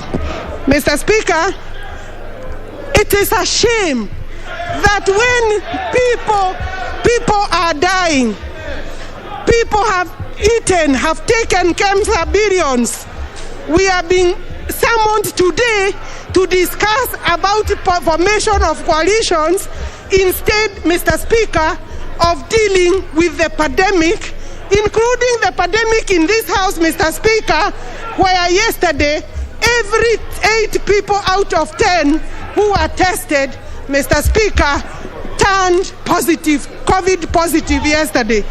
It is even exposing the members, Mr. Speaker, with a very useless bill. Mr. Speaker. This is not a pro-people bill. Mr. Speaker, this is not a pro-people bill.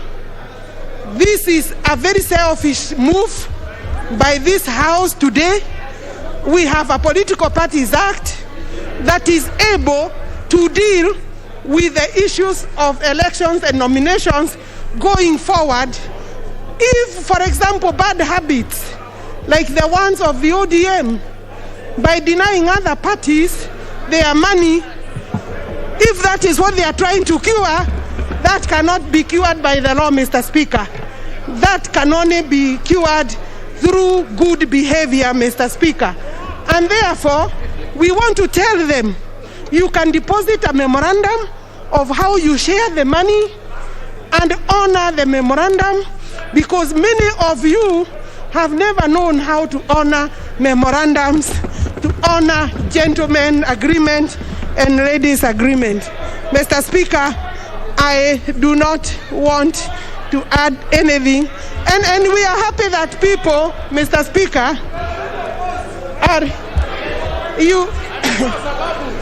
Mr. Speaker, you know there are people, Mr. Speaker, that have become used about intimidation, about wanting to curtail the democratic space of other people. Mr. Speaker, I am on the floor of the House and want to curtail the independence, the freedom of speech, including in the House. I think, honorable members, we are going the wrong direction. This bill will, if this bill, Mr. Speaker, and I want to go on record, if this bill is passed, this bill will find difficulties and challenges in court by reason of its unconstitutionality. All right.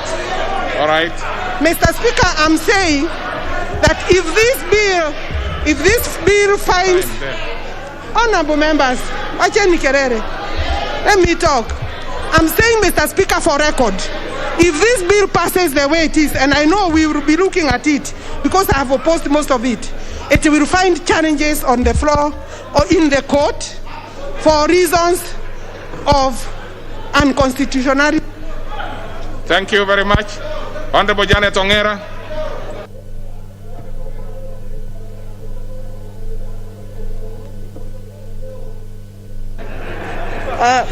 Thank you, Mr. Speaker, for giving me this opportunity to contribute to this bill.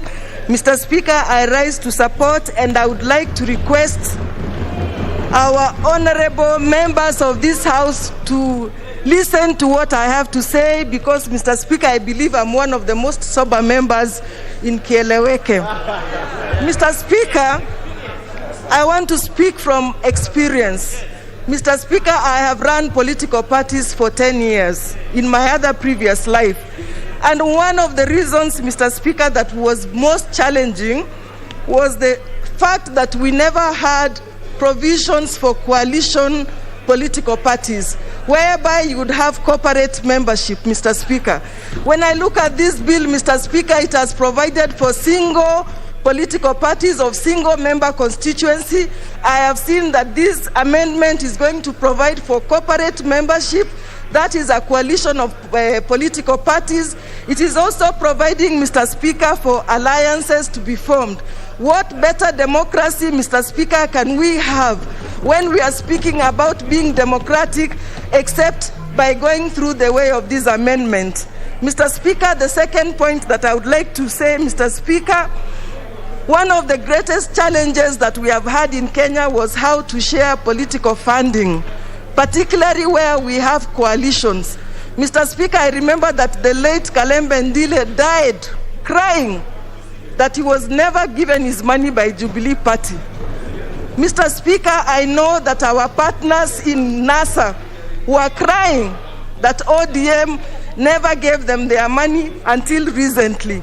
Mr. Speaker, what better provision than to have a clear provision that the registrar of political parties can actually divide this money based on proportionate representation.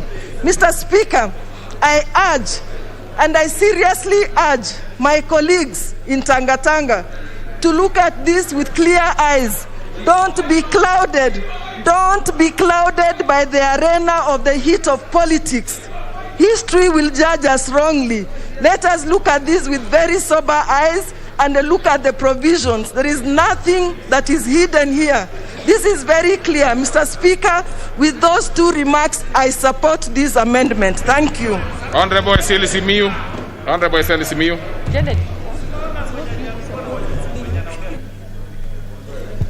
Thank you, Mr. Speaker, for this opportunity to also make my contribution to this bill. Mr. Speaker, this is my third term in this parliament, and all my time has been in coalition. In fact, I've been also part of the people who are negotiating formation of the two past coalitions, CORD and later on NASA. Mr. Speaker, I can assure the House that Kenya is a coalition of states, a coalition of nations.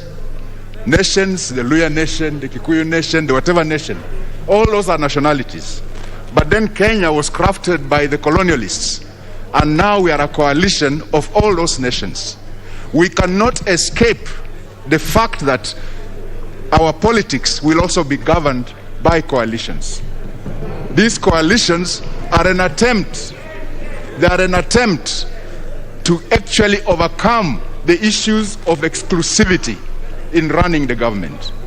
These coalitions are curing the issue of inclusivity so that people can feel included in the governance of the country. Mr. Speaker, if you don't know your history, if you don't remember your history, you are bound to repeat the same mistakes that led to that history. In the sense that we've all seen in the recent past a coalition like Jubilee opting to form one juggernaut party, and in the process it is slowly imploding. A coalition like NASA, eventually because of issues of funding, eventually implodes. All this need a cure, and this is one way that we can cure the problem. Mr. Speaker, I'll be very brief with this last comment. It is important that we all note there are those who are concerned about the timeline of forming coalitions. But we must note several things. One, IEBC will require time in order to do the ballots and all that. That time scale cannot be ignored. And it has to be done properly. We all know the history of IEBC, who have had issues with procurement. We must give them enough time to be able to do their procurement. But then, there are those who are uncomfortable with the time stipulated in the bill on formation of coalitions. But this discomfort, Mr. Speaker, is mainly dishonest. This discomfort is dishonest in the sense that there are people and several parties which are well known who are sitting on the fence waiting for the highest bidder. And these sort of coalitions and these sort of parties fear that when they are told to do their coalition 6 months to the election, they'll be discovered where they lean to. And they are hoping to ride in such a way that they are not uncovered until 3 months to the election. And that's the discomfort about the timeline. Otherwise, there should be no discomfort about the timeline. If you want to play clean politics, make your coalition early enough so that you are able to go and campaign. You are able to give IEBC time to also prepare the ballots. But, Mr. Speaker, I support this bill. I support this bill and insist that we as Kenyans must rise up to correct the mistakes that we've made, to be able to make sure that we don't repeat those mistakes again. Mr. Speaker, what is I it, support. Honorable Mwadi? What is it, Honorable Mwadi? You don't, even you, once you have put your card, it is enough. You don't have to put your hand up. What is it, Honorable Mwadi? Thank you, Honorable Speaker. And Honorable Speaker, I've been following the debate. You have listened to the merits and demerits as articulated by those who have debated before. But at this point, Honorable Speaker, rising under Order 95, to ask that the mover be called upon to reply so that we can deal with the matters later. Honorable members, there are things that you will make decisions, but before we make those decisions, I want to make a ruling on what Honorable Murugara had asked me to do, and I'll be very brief because it's as brief as that. The Honorable Murugara raised two substantive issues, very substantive, that there was no public participation on the amendments proposed, the amendment bill, and secondly, that the amendments proposed are in breach of Article 260, Part 3 of Chapter 7 of the Constitution. The easier bit is about, the first one is about the lack of public participation. Honorable members, it has been established, and it is part of the report, that the advertisements were duly run by the Clerk of the National Assembly to notify the public of hearings of political parties bill, National Assembly Bill number 56 of 2021, and to seek views of public through the said advertisement.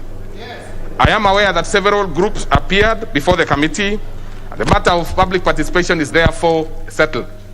You remember yesterday, honorable members, the matter was brought to today because yesterday was the deadline at 5. So the issue of public participation is settled. On Article 260, Part 3, Chapter 7 of the Constitution, is plainly providing for scope and requirement for political parties under Article 91 and 92 in generality. This House, therefore, insists with this particular important matter, and you will have your way to decide one way or the other. Apart from defining the political party, which is clearly not defined in the Constitution, the amendment proposes to deal with many other important issues, which will be up to you, honorable members, to make that particular decision. So, honorable members, then I propose to the second issue, as to whether you would want the mover to be called to reply, as proposed by Honorable Mwadi. Will as many as of that opinion say aye? Aye. Many as of a contrary opinion say nay? Nay. The ayes have it.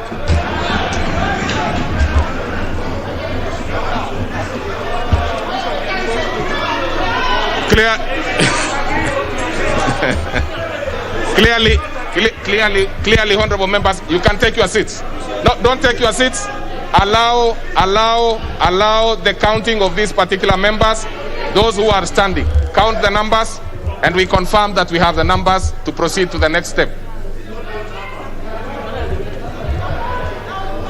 Yeah, just a minute, please. We are confirming.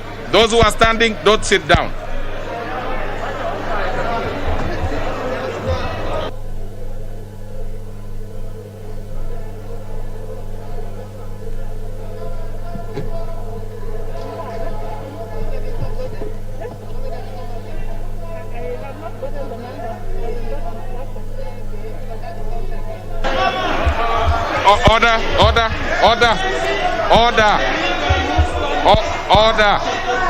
Order. Clearly, you have the numbers. Clearly, you have the numbers to go to division. Take your seats now. Yeah, just come. Take your seats. I have confirmed. Take your seats.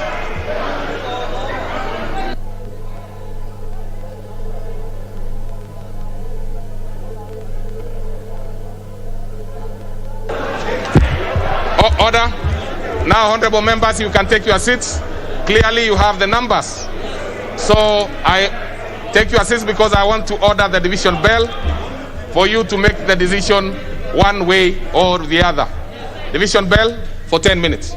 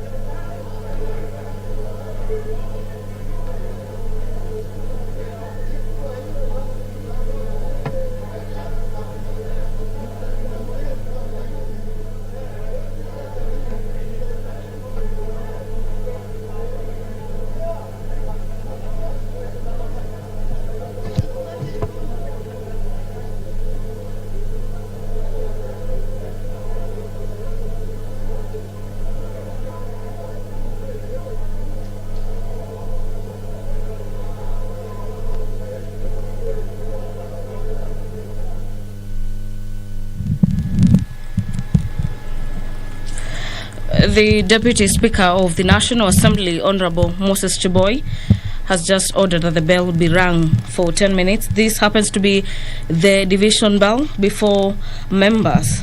He says that the House has the requisite numbers to vote on the House proceeding to debate on that particular bill. There has been a number of issues raised by members on the floor of the House, some in support of that particular bill and others opposing the bill. In his latest ruling, the Deputy Speaker of the National Assembly, Honorable Moses Cheboy, says the Political Parties Amendment Bill 2021 indeed underwent public participation and is also appropriately before the floor of the House.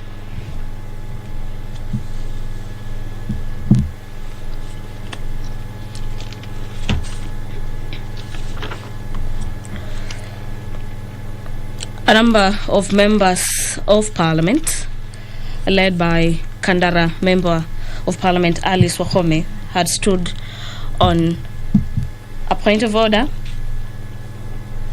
objecting the bill, saying that it's untimely and was introduced before the floor of the House.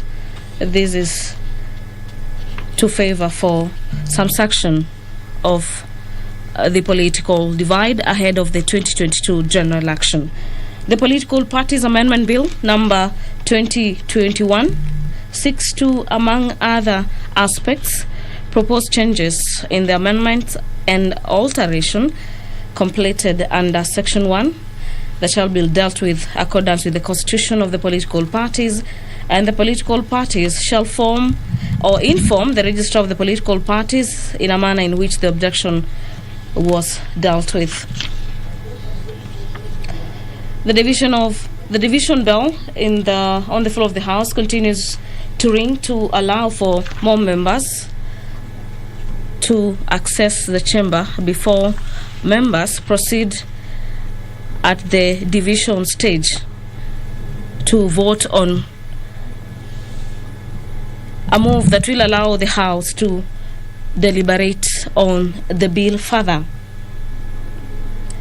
In the latest move, member for Limuru, that is Honorable Peter Mwathi, stood on a point of order requesting that the mover be called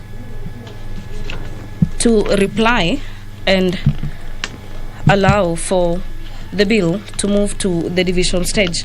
Clause 21 of the bill provides that for the insertion of the new sections 34B and 34C of the Act, this is to provide for the usage of technology by the Register of Political Parties. This is on the management of the political parties' records and the powers of the registrar. This is in respect of the political parties' records. Clause 24 of the bill provides for the amendment of Section 40 of the Act. This is to provide for political parties' disputes tribunal to also hear and determine disputes. This is in relations to the political party's nomination. Clause 23 further provides for the hearing of disputes relating to a coalition of political parties and proposes that this may be heard by the internal political parties' dispute resolution mechanisms and appeals to be heard by the High Court and the Court of Appeal. Members on the floor of the House continue with their deliberations, and this is either in support of the political parties Amendment Bill 2021 or to object it in its totality. Clause 25 of the bill provides for the amendment of Section 49 subsection 2 of the Act, and this is to provide that the registrar may make regulations for the conduct of the political parties' nominations. In Clause 26 of the bill, it is stipulated that the bill provides for the amendment of the section schedule, this is to the Act, and providing that the constitution of a political parties shall provide for the address of the official website of the political party in question.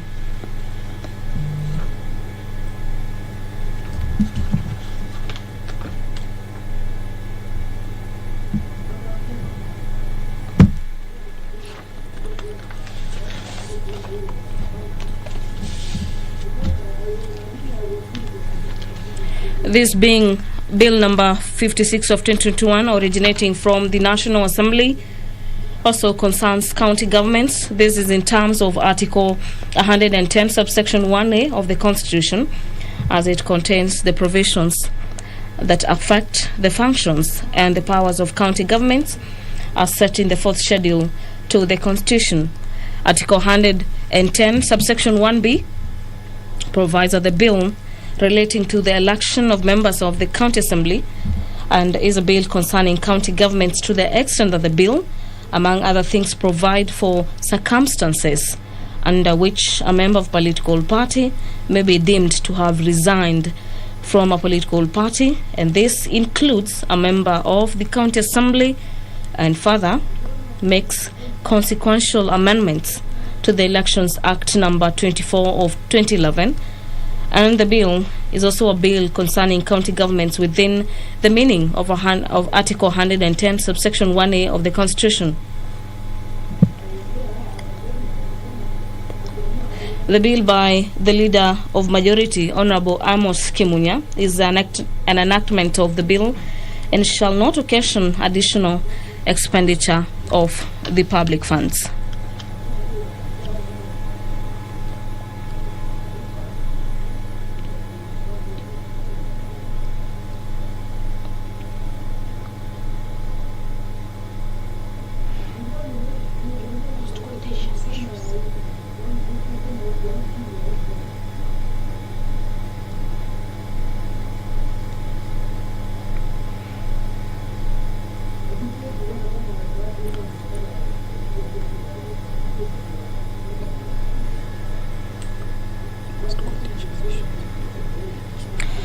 Deliberations among members of the National Assembly continue on the floor.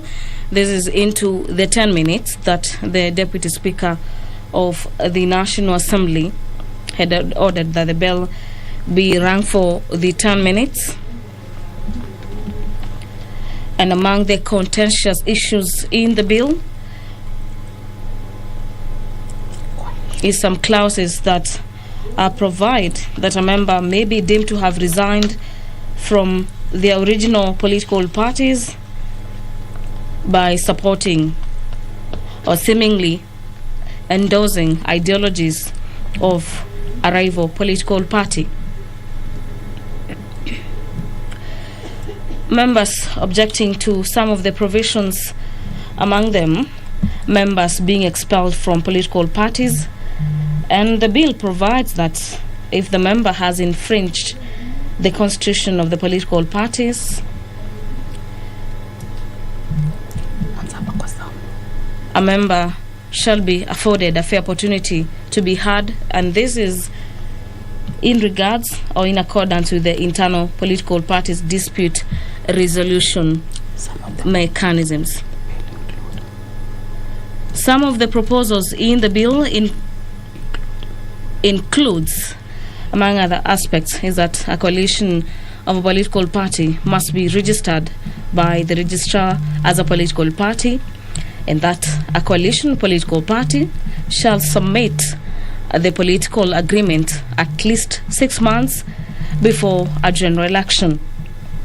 The bill also proposes tough measures for members of a political party who promote the ideologies of another political party, this seemingly raising questions among members opposed to that particular provision. According to the bill, the political parties' funds shall be distributed among the political parties in the proportion of 70%, 15% for special interest groups, and 10% for representatives with special needs.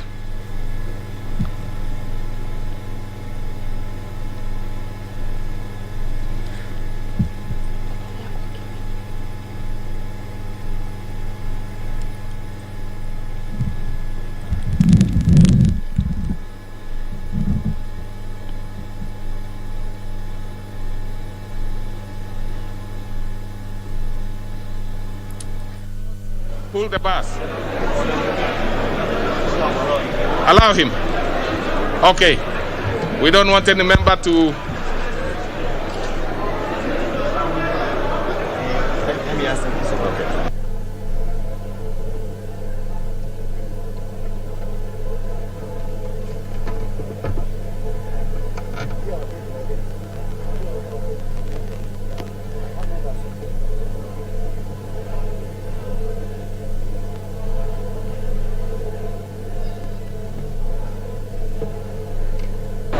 Close the doors and pull the bus.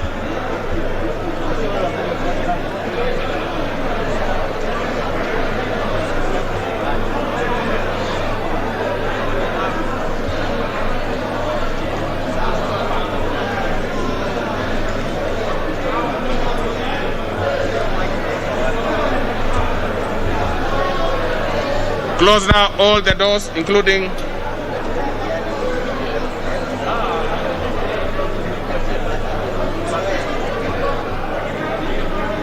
tutaweka wapi? We need to put these members somewhere hapa or close huko. Yeah. Laini wasikuja hapa. Masara. Kwani you are 65 of you. But at least ulikuona ukitaka kupiga mtu. Unajua walipanga kuharibu parliament. Yeah, don't worry, it's okay. Now it's settled. No, but unaona hiyo act yangu imefanya watu wametulia. Unafaa unipe check. Now anybody who goes out will not come back.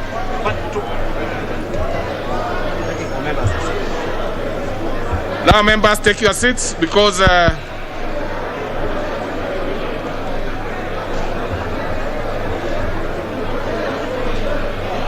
take your seats, honorable members. You need to vote now. Take your seats.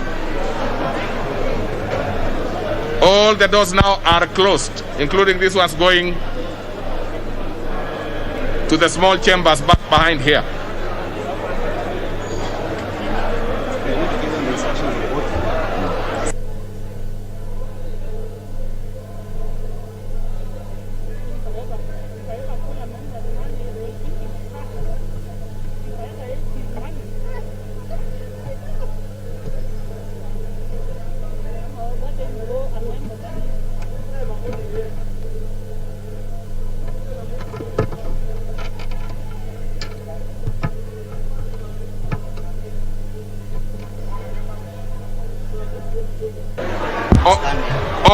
Order, members.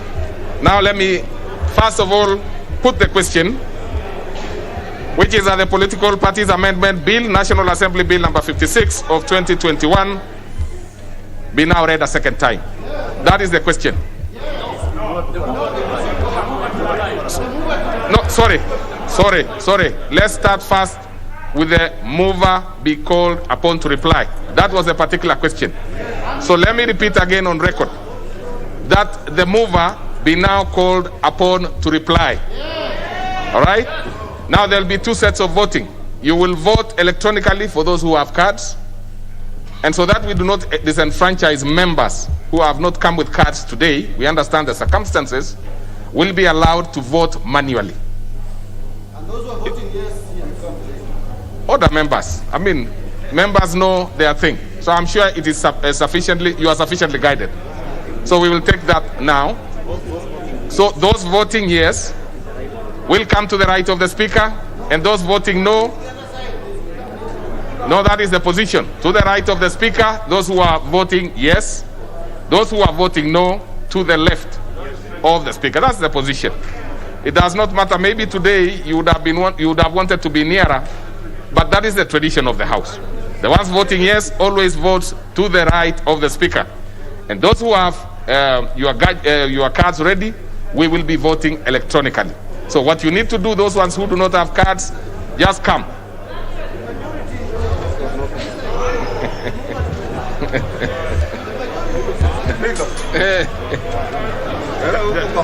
Just a minute. Next steps. What's the next step? What's the next step? To remove the cards.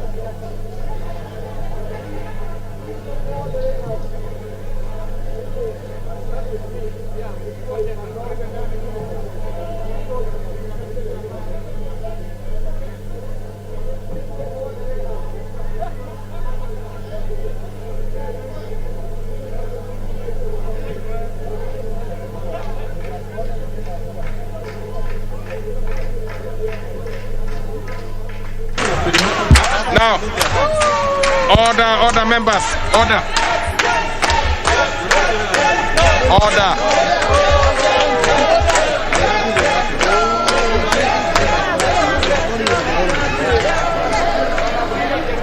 Honorable Nasir, put on your mask properly. Now, members, remove your cards. Remove your cards. Log out, honorable members. Those who have cards, log out fast. Yeah?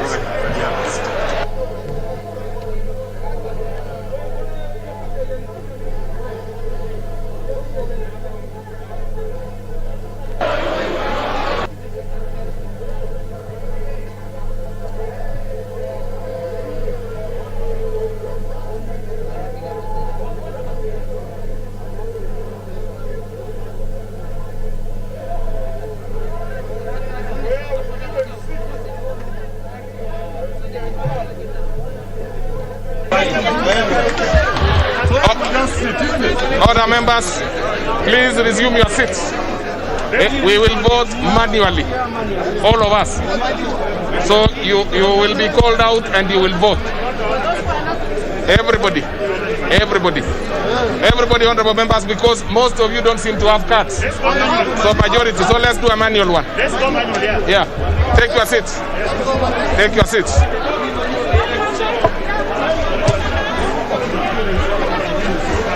Take your seats. Take your seats.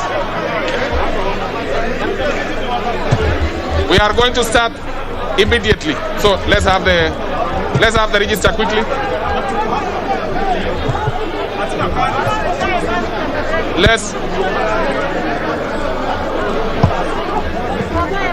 Please take your seats.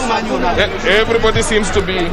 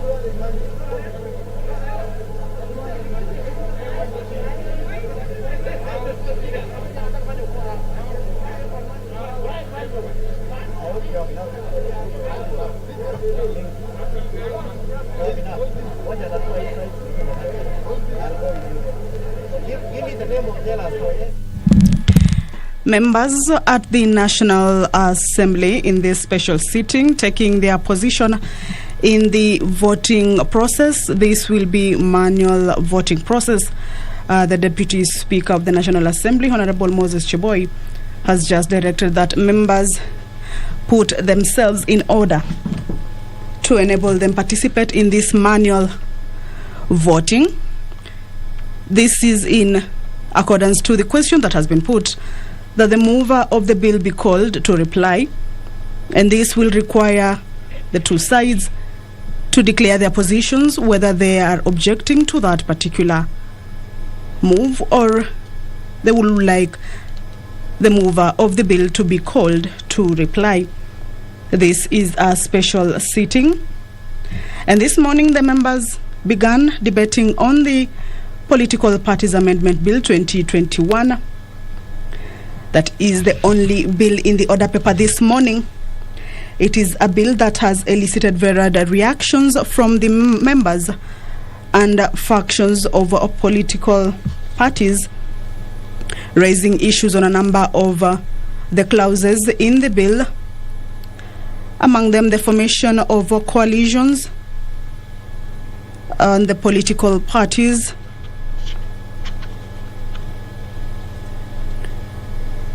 Other members, we need 2 tellers, 1 for ayes, 2 each, 2 for ayes and 2 for nays. And clearly, we just hold on. And all the members who will be voting aye will be to the right of the speaker, and then they will come and have their names recorded there. Those ones who will be voting nay will be to the left. And then they will also record their names very clearly, because maybe 70% of the members do not have. So we'll have 2 tellers. No.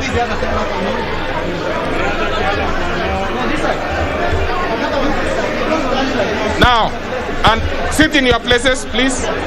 Just to the left and to the, yeah.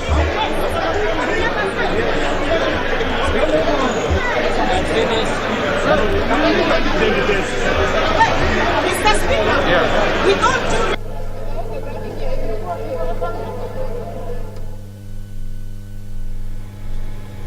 This is the division process currently ongoing at the National Assembly.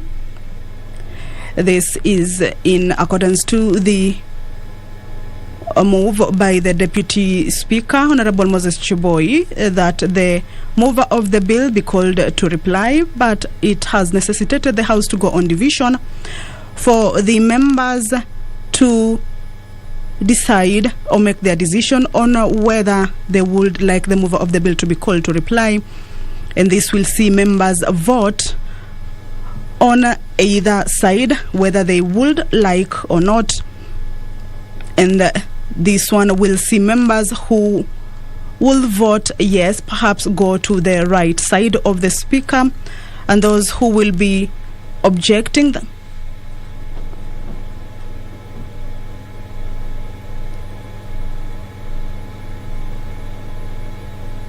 those who will be objecting to that particular move, then they will be moving to the left side of the speaker and record their names. That is what is currently happening at the floor of the House. Members deliberating on which side they will be taking at this particular moment. It is a crucial moment. It is a crucial bill.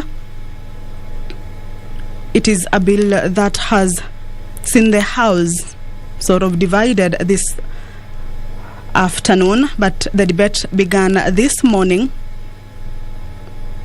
and the members have to be keen on the decision they are making, because as each member rose to give their opinions and their views,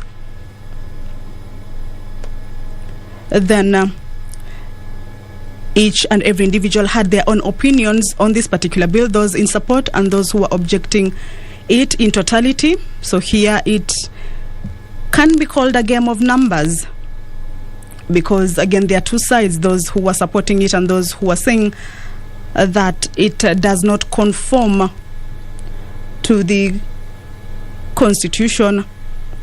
Some questioning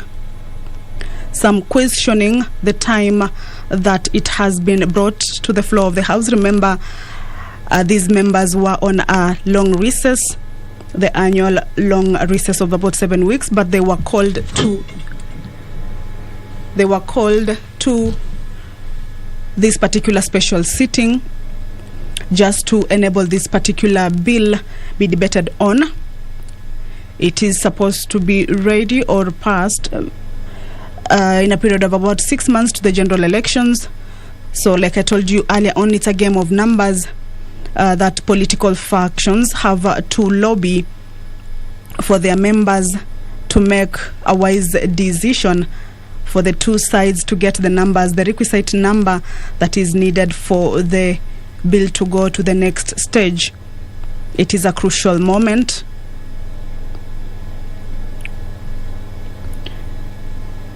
Members, they are still lobbying, still deliberating. Some perhaps in the middle, not knowing which side to go to. Others already decided. But at the end of the day, it's a game of numbers. Remember, it is a bill that has elicited varied reactions, leaving the House divided. And it is actually a bill that is likely to take, or rather to go on for the rest of this particular day. Like I told you, it is the only bill on today's order paper. And the members will have to be keen on each and every move that they make before the floor of the House this afternoon.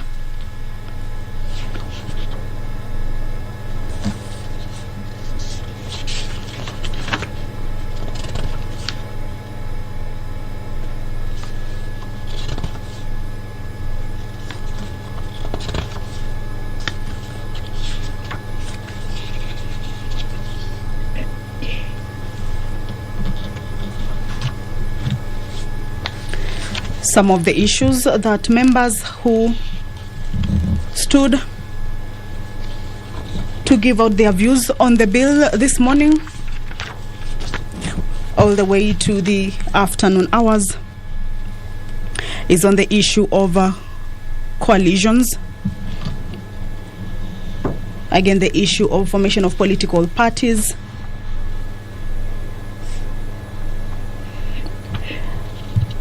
Clause 13 of this bill provides for the amendment of Section 21 of the Act to provide for both the suspension and the registration of a political party and the applicable process for suspension or the registration, where members who agree to this particular bill say that it is an opportunity for political parties or other members of a political party, in case a political party has been deregistered, then still protects everyone.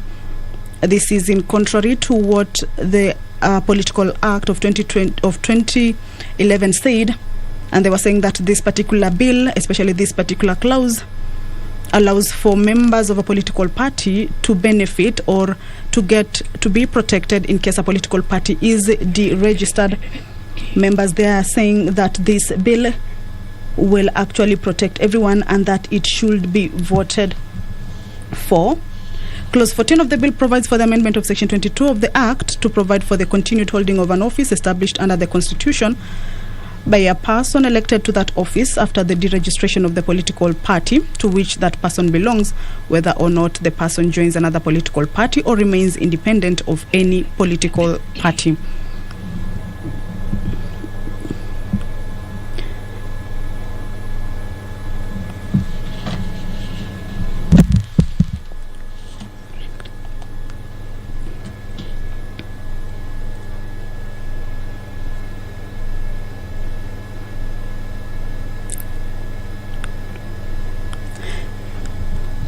Some of the issues that members are objecting to or that has caused the House to be divided include the time. MPs here racing against time to dispense pressing matters, including election-related laws before re-election jitters jolt their operations.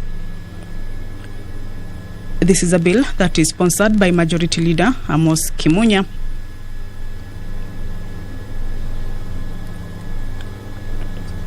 The bill seeks to reintroduce coalition political parties where constituent parties retain identity but form a coalition party, as opposed to the current situation. It also seeks to replace political party with coalition of political parties. The bill provides that in case of a coalition political party, the coalition agreement must be submitted at least 6 months to an election. The coalition party will be registered in the office of the registrar of political parties. This is according to the proposed law. It also provides that a person may be expelled from a political party if he or she contravenes any provisions of the constitution of a political party, in this case prohibiting party hopping, which is a situation that has been seen happening in the country with regards to political parties and party hopping.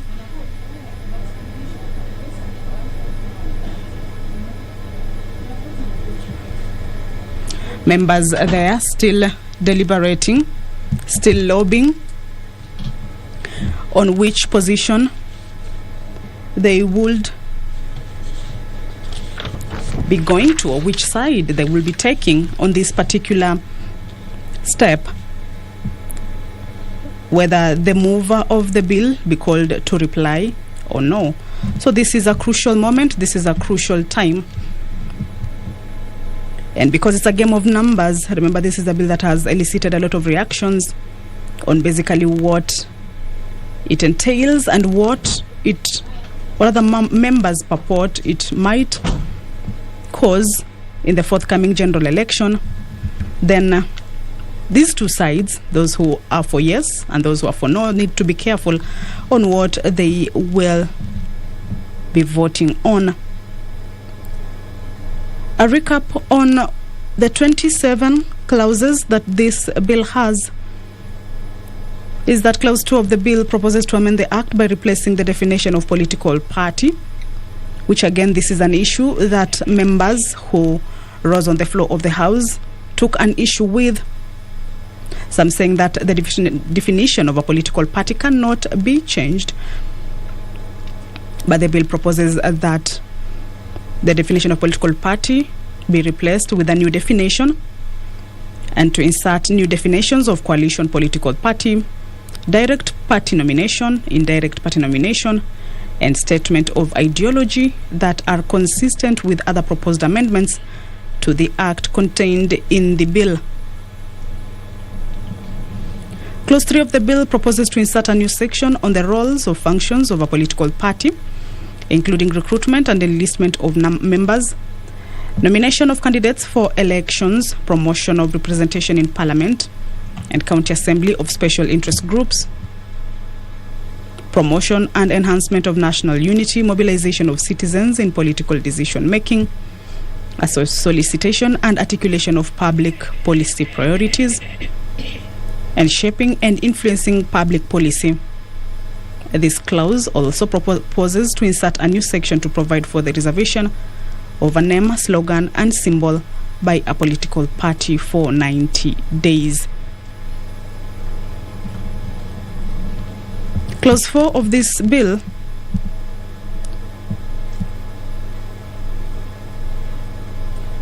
proposes to amend Section 5 of the Act. This is the 2011 Act, to provide that an application for the provisional registration of a political party shall be done after the reservation of a name, symbol, and slogan, and the lapsing of the reservation of the application is not done within 90 days of the reservation of the name, symbol, and slogan.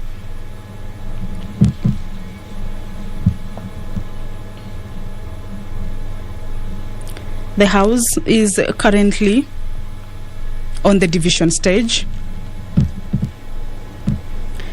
Currently in the chambers, members are enlisting themselves on either yes or no side to allow the bill move to the next stage or be halted, belled temporarily. Remember, the Deputy Speaker of the National Assembly, Honorable Moses Cheboy, put the question on whether the mover of the bill be called to reply. But this is a crucial stage. This is a crucial bill that has necessitated members to take a vote on this. This is manual voting. Those who are for yes to move to the right side of the speaker, and those who are for no to move to the left side of the speaker. But lobbying is currently still going on. This is a stage where the House requires a simple majority, where if more members endorse the debate, the House moves to debate the bill for a period not less than 3 hours. This is a stage where the House requires a simple majority, where if more members endorse the debate, then the House will move to debate the bill for a period of not less than 3 hours. So lobbying has to continue. The two sides have to be keen on who wins the game.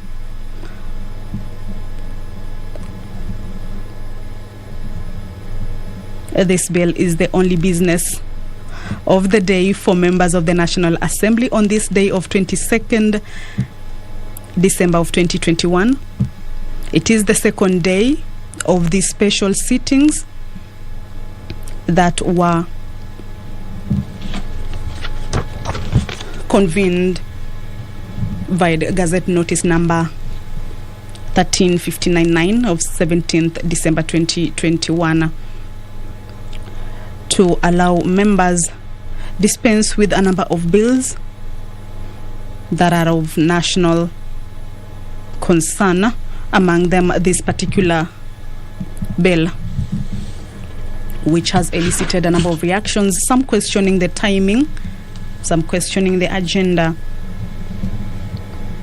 And that is the business on the floor of the National Assembly this morning. Lobbying continues for members to get the numbers for those who will vote for yes, for the debate to continue and the bill to go for the next stage, or for the bill to be halted, though temporarily. This is a bill that needs to be passed 6 months before the next general election. It is still on the second reading stage, and the mover is yet to be called to reply. Now this will depend on whether those for yes will get the numbers or those for no will get the numbers.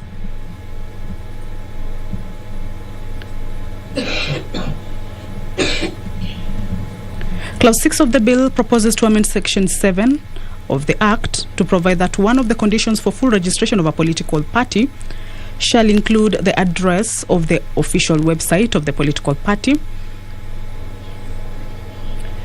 and also to provide for the procedure to be followed for the registration of a coalition political party.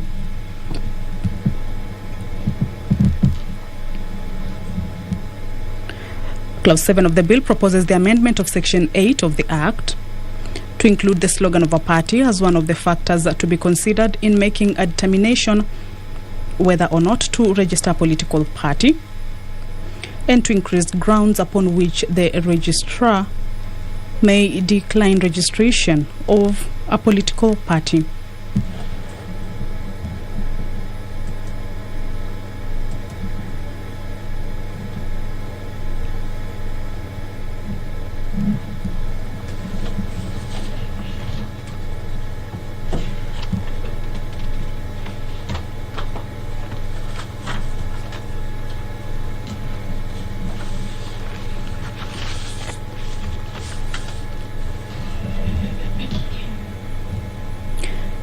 Lobbying continues. This is a crucial moment, as well as a crucial bill for the country, but the House is divided, and each stage matters for this particular bill.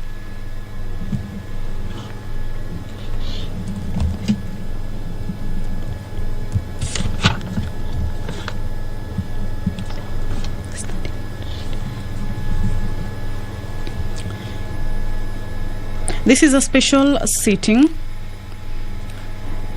that was reached out in accordance to Standing Order 29, that whenever during a session the House stands adjourned, whether or not a day has been appointed for the next meeting, the Speaker may, on the request of the Leader of Majority Party, remember this is a bill that has been moved by the Majority Party of the National Assembly, Amos Kimunya, Honorable Amos Kimunya, that on the request of the Leader of a Majority Party or the Leader of Minority Party, appoint a day for a special sitting of the House. This is the second day for the special sitting that the members were recalled from a long recess. National Assembly is actually expected to resume its sittings for the 6th session on the 25th of January 2022. But remember, there were a number of legislation that needed urgent deliberations necessitating this special sitting. So this Political Parties Amendment Bill 2021 was one of the agenda that members will be considering in these special sittings. According to Standing Order number 29 on special sittings of the House, is that the Speaker may allow a request under paragraph 1 if the Speaker is satisfied that the business proposed to be transacted relates to the matters specified under Standing Order 61. This is on special motions or other urgent and exceptional business, as the Speaker may allow. The Speaker shall, by notice in the Gazette, notify the members of the place, date, and time appointed for the special sitting of the House.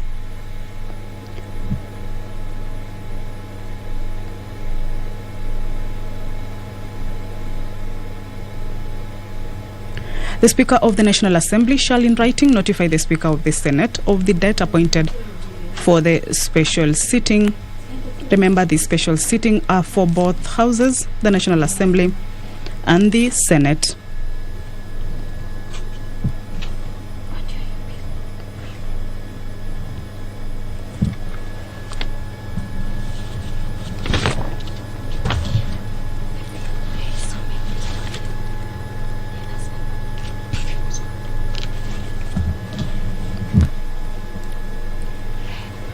Clause 9 of the bill and Clause 10 of the bill proposes to amend the Act by inserting new sections to provide for when a member of political party shall be deemed to have resigned from the political party, and the grounds for the expulsion of a member of a political party from the political party. Clause 11 proposes to amend Section 16 of the Act to provide for the publication of the information required under that section in the political party's official website.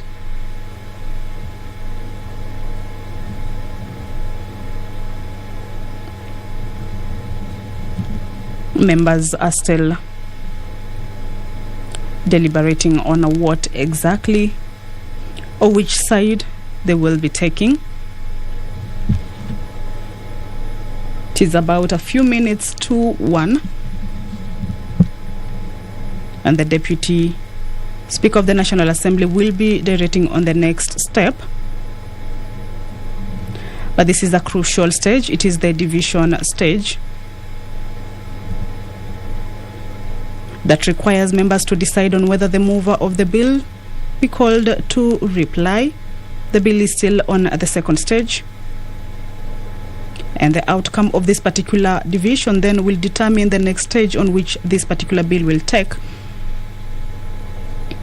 But again, remember, this is a crucial bill. This is a bill that has elicited reactions and thereby requires the numbers of each particular faction, those who are against it and those who are in agreement with it. Clause 12 of the bill proposes to amend Section 20 of the Act to provide that the notification of proposed changes or alterations to the constitution of a political party shall be made in one newspaper with a nationwide circulation instead of two newspapers and in the official website of the political party. Clause 13 of the bill provides for the amendment of Section 21 of the Act to provide for both the suspension and deregistration of a political party and the applicable process for suspension of deregistration. And this is one of the clauses that those who are for this bill were saying it will actually be protecting everyone in a political party should the party be deregistered, unlike before where some political members were left out. But they say this particular clause in this particular bill will be protecting everyone in case that party is deregistered. Clause 14 of the bill provides for the amendment of Section 22 of the Act to provide for the continued holding of an office established under the Constitution by a person elected to that office after the deregistration of the political party to which that person belongs, whether or not the person joins another political party or remains independent of any political party. So these are some of the positives that those who are for this bill say it ought to pass and it ought to be adopted. Clause 15 of the bill provides for the amendment of Section 25 with regard to the disbursement from the political parties fund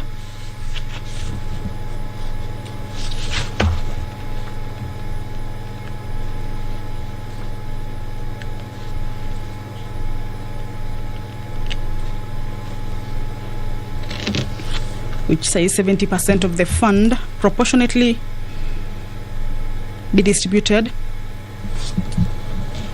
by reference to the total number of votes secured by each political party in the preceding general election, 15% of the fund proportionately to political parties based on the number of candidates of the political party from special interest groups elected in the preceding general election, and that 10% of the fund proportionately to political parties based on the total number of representatives from the political party elected in the preceding general election, and then 5% for the administration expenses of the fund. The funds for a political party is yet another element that those who are for this particular bill say it will be addressing some of the issues that have been experienced before by political parties who were in coalitions on matters of distribution of funds.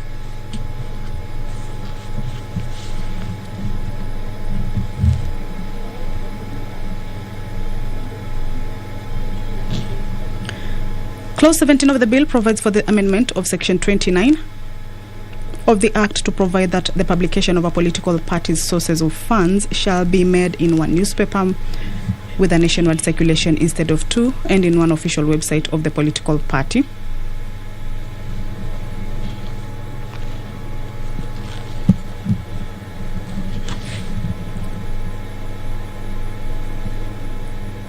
Members are yet to give the direction on what or which side they are on. Division is what is currently happening on the floor of the House at this moment. A question had been put on whether the mover of the bill be called to reply, but this being a crucial bill, it has necessitated for members to vote on it and take a manual vote.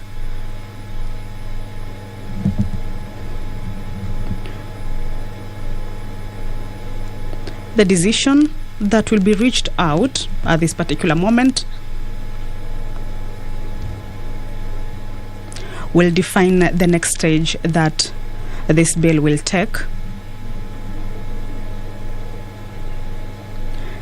Clause 20 of the bill proposes to amend Section 34 of the bill to provide for an additional function of the registrar, which shall be keeping and maintaining a register of members of political parties, the certification that independent candidates in an election are not members of political parties, certification that symbols intended to be used by independent candidates in an election are not similar to symbols of registered political parties, certification that names appearing in a party list presented by a political party during an election are the names of members of the political party presenting the party list.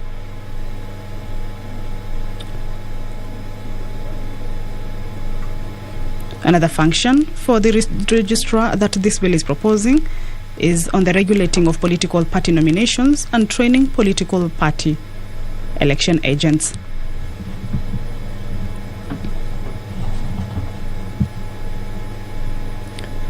The Political Parties Amendment Bill 2021 is the only business in the order paper for the morning session on the special sitting, and members in the early morning hours debated on it, ventilated on it. It is still on the second stage.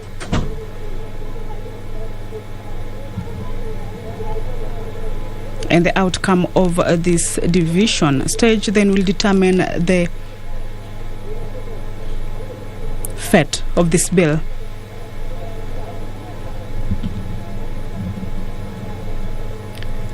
Clause 21 of the bill provides for the insertion of new sections, that is 34B and 34C in the Act, to provide for the use of technology by the registrar on the management of political party records and the powers of the registrar in respect of political parties' records.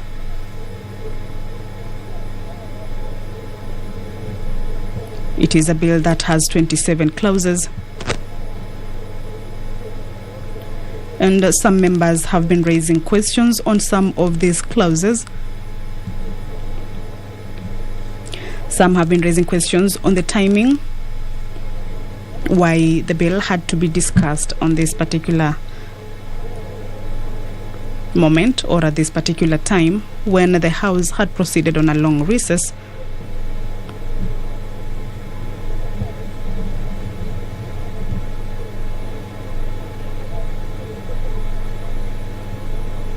It is a bill that has been moved by the Leader of Majority, Honorable Amos Kimunya.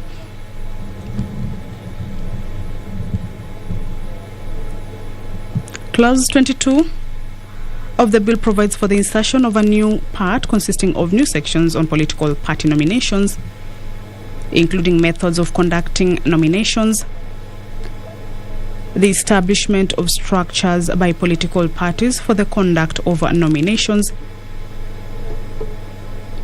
the participation of registered members of a political party in its nominations,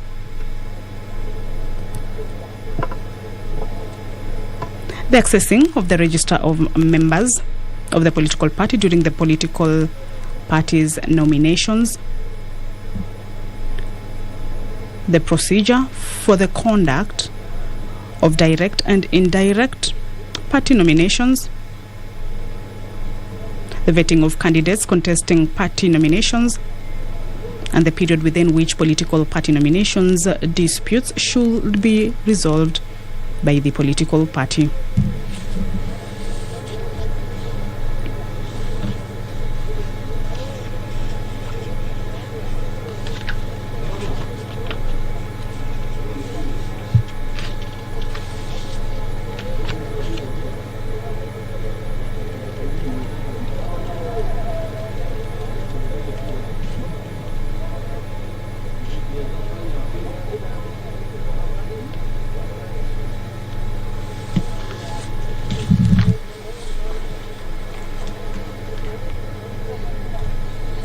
The bill also outlines roles and functions of a political party,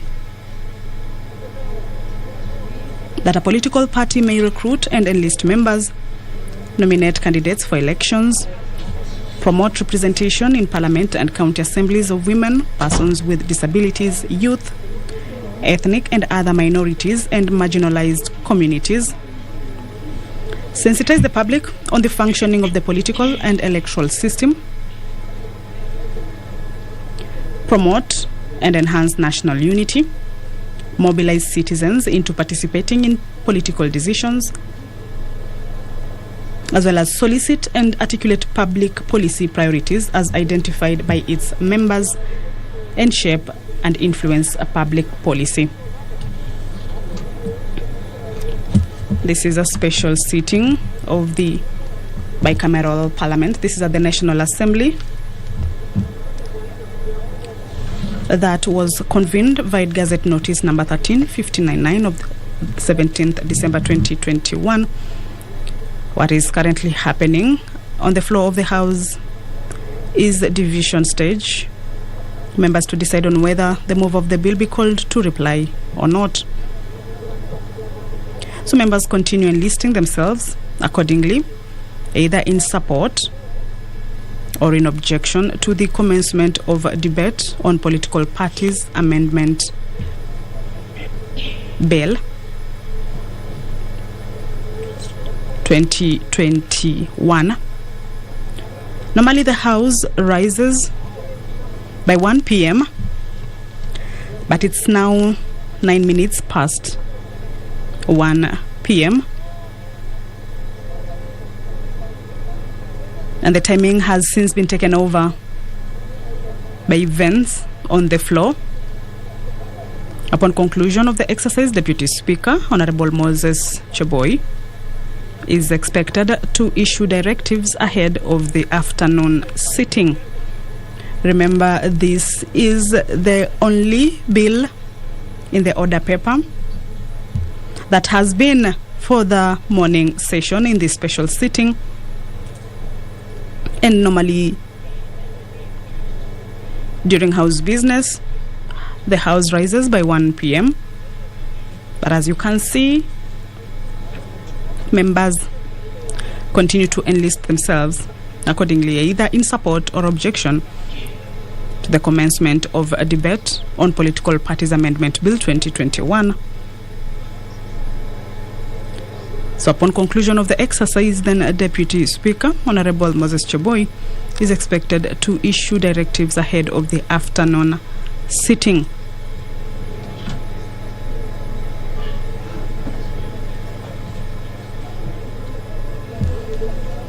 It is a bill that has gotten the House divided as it elicits varied reactions, mostly on the formation of coalitions, the timing of the bill, the political parties, the definition of a political party with something that the name cannot be changed, or the definition of a political party cannot be changed.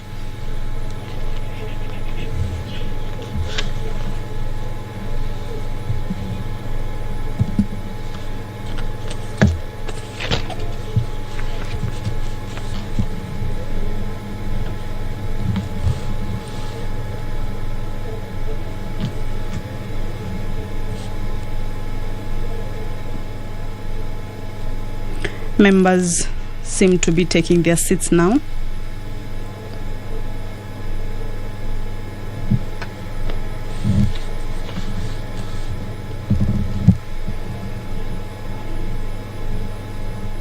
Earlier on, they were all over the floor of the House. But right now, most of them seem to have made a decision.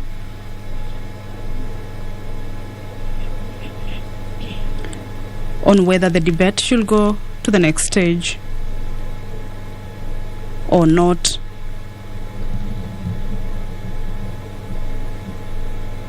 Clause 23 of the bill provides for the amendment of Section 40 of the Act to provide that the Political Parties Disputes Tribunal shall also hear and determine disputes relating to political party nominations, This particular clause also provides for the hearing of disputes relating to coalition political parties to be heard by the internal political party dispute resolution mechanism, and appeals to be heard by the High Court and Court of Appeal.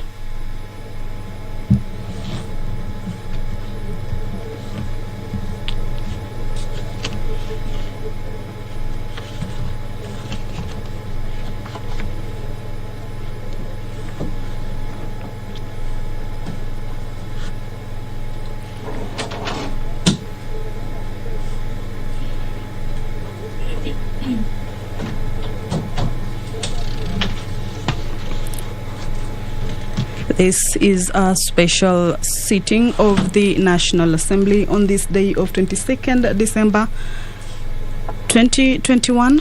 And the business on the floor of the House is the debate on the Political Parties Amendment Bill 2021, which commenced this morning on the morning session. And it is the bill that was, or rather the only bill that was on the order paper for the morning session, and it is likely to take the better part of the afternoon of today's afternoon session, because this bill is still on the second stage.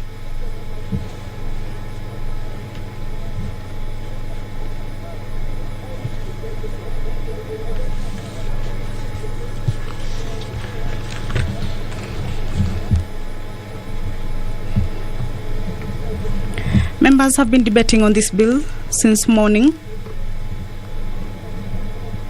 giving varied reactions, opinions, and views on its provisions.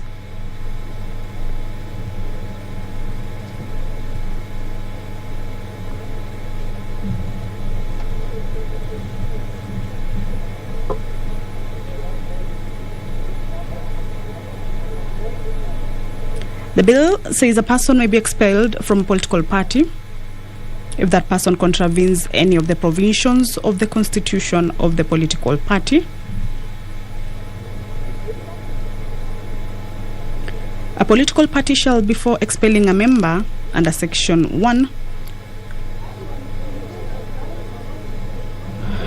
accord such a member a fair opportunity to be heard in accordance with the internal party disputes resolution mechanism prescribed in the constitution of the political party.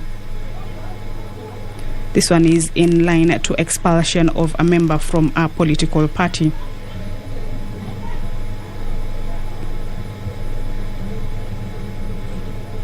A person may be expelled from a political party if that person contravenes any of the provisions of the constitution of the political party.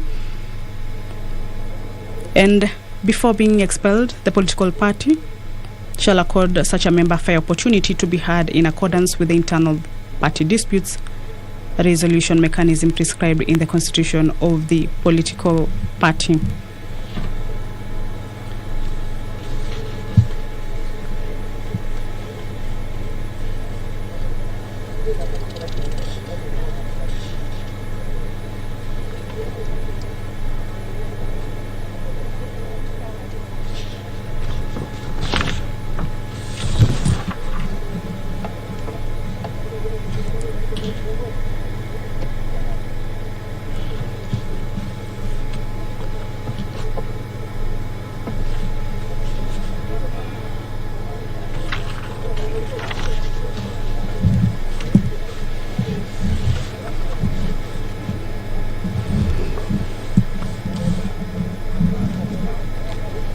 Clause 24 of the bill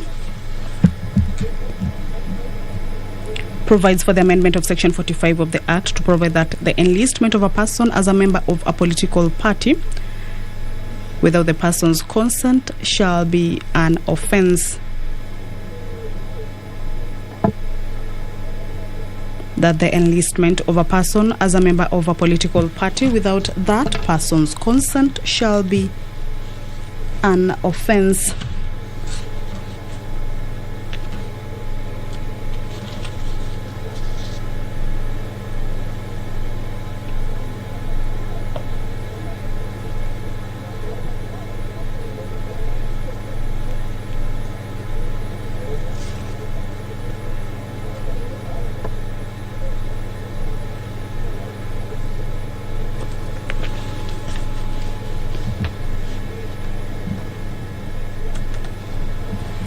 The bill also says that a political party shall, within 60 days after being issued with a certificate of full registration under Section 7, submit to the registrar a written declaration giving details of all assets and expenditure, including all contributions, donations, or pledges of contributions or donations, whether in cash or in kind, made or to be made to the initial assets of the political party by its founding members in respect of the first year of its existence.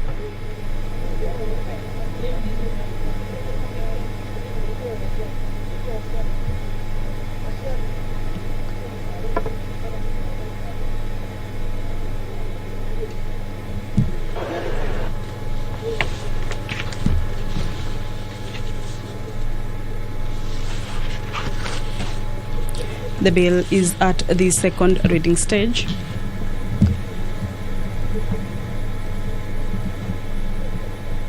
And members have been enlisting themselves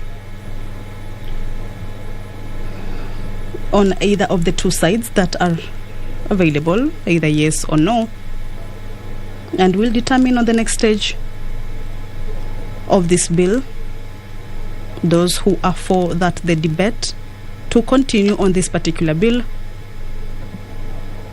and those that are for the bill be halted for one reason or the other.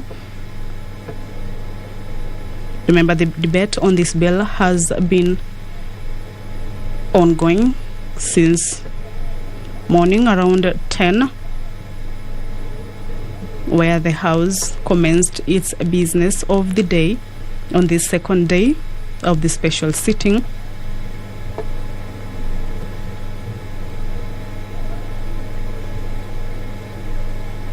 And the outcome of this particular division then will determine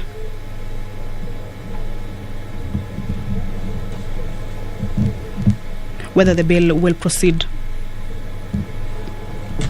for the second stage or will be halted. Clause 26 of the bill provides for the amendment of the second schedule to the Act to provide that the constitution of a political party shall provide for the address of the official website of the political party. Some of the clauses on this bill seem to be rather okay with the members, but a number of the clauses have been questioned, and that is what some of the members are against. For order members, now you can order members take your seats. Order Honorable Gladys Wanga is now calling the House to order. Order Honorable Sankok, you can now take your seat somewhere. What has been happening? Let me give you opportunity to take your seat, at least for you, Honorable Sankok. Sit somewhere. Okay. Then you freeze.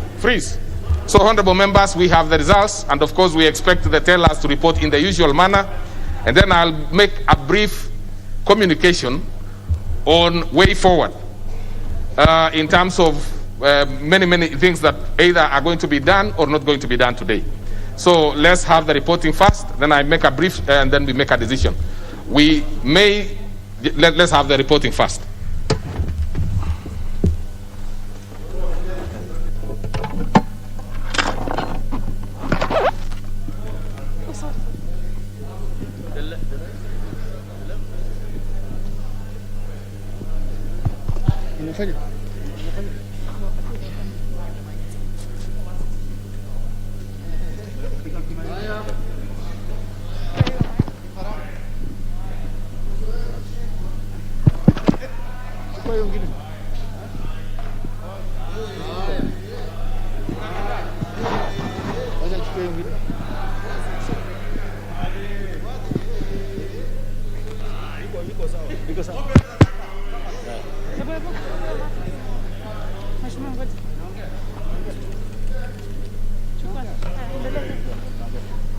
Honorable Speaker, The results of the division are as follows. The ayes 113, the noes 68.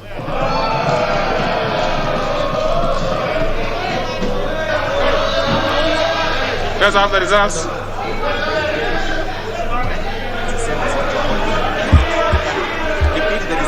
Okay. Honorable members,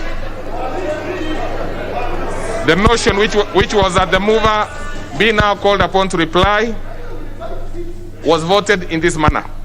113 for ayes and 68 for nays, so the ayes have it.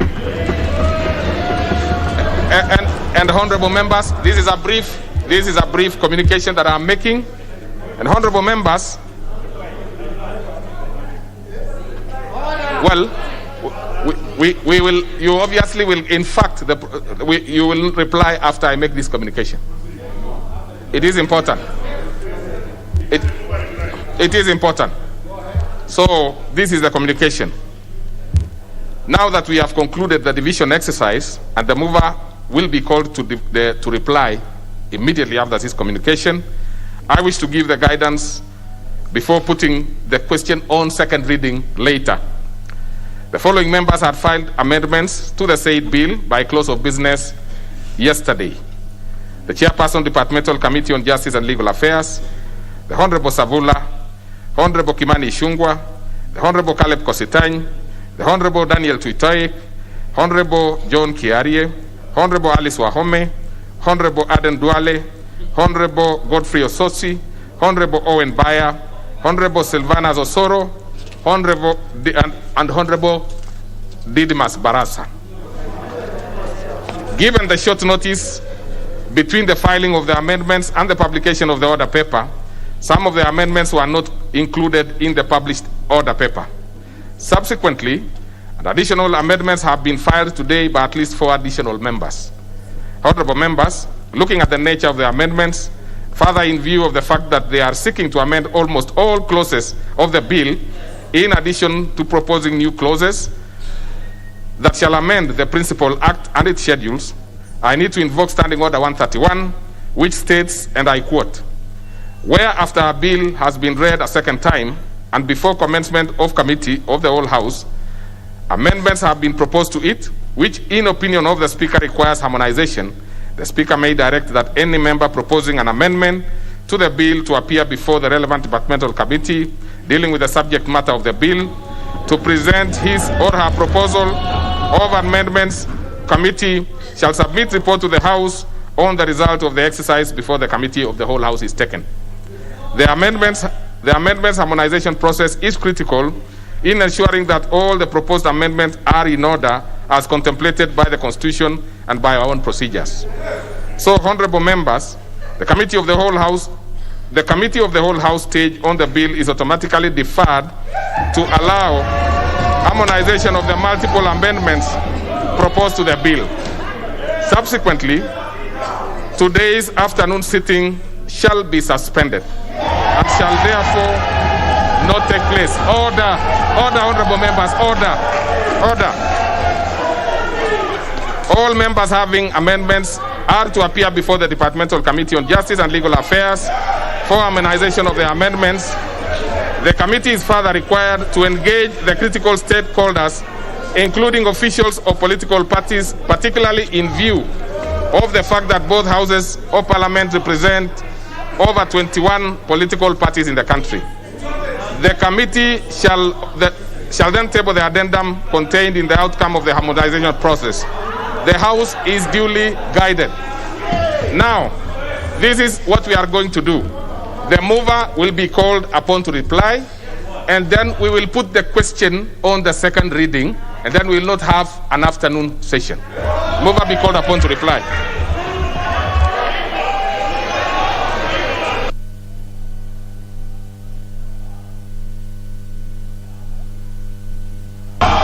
Order, members. Order.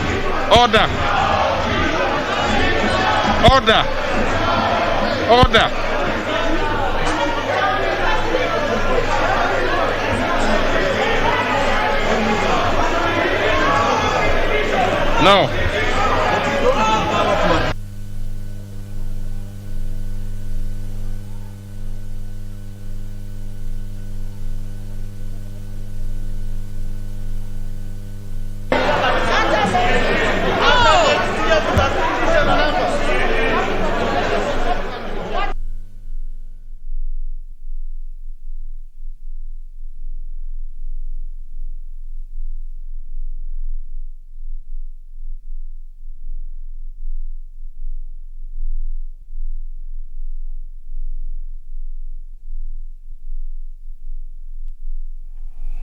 Well, that is the National Assembly, where the Deputy Speaker of the National Assembly, Moses Cheboy, has just given a directive of suspension of the afternoon session of the National Assembly to give way for the members who have amendments on that particular bill, the Political Parties Amendment Bill of 2021, to ensure that those amendments are harmonized. And that particular bill is looking to, among other things, ensure that the Registrar of Political Parties is given powers to use technology in management of political party records, as well as the political party nomination dispute resolution process, as well as timelines. Now, the House just voted on whether that particular bill will go into a debate under the Committee of the Whole House, and the vote came in as those who voted yes were 113 and those who voted no were 68, meaning that that particular bill will continue, or rather proceed to the second reading. But before that is done, there are several amendments that members of Parliament had given, and the Deputy Speaker has said that to ensure that those amendments are harmonized, all those who have amendments or who have suggested amendments ought to see the Committee on Justice and Legal Affairs, so that before the second reading of that particular bill. We shall be bringing you the details of how that particular story will proceed. And we now get into the news. My name is Betty Kiptum. Let's get into the news now.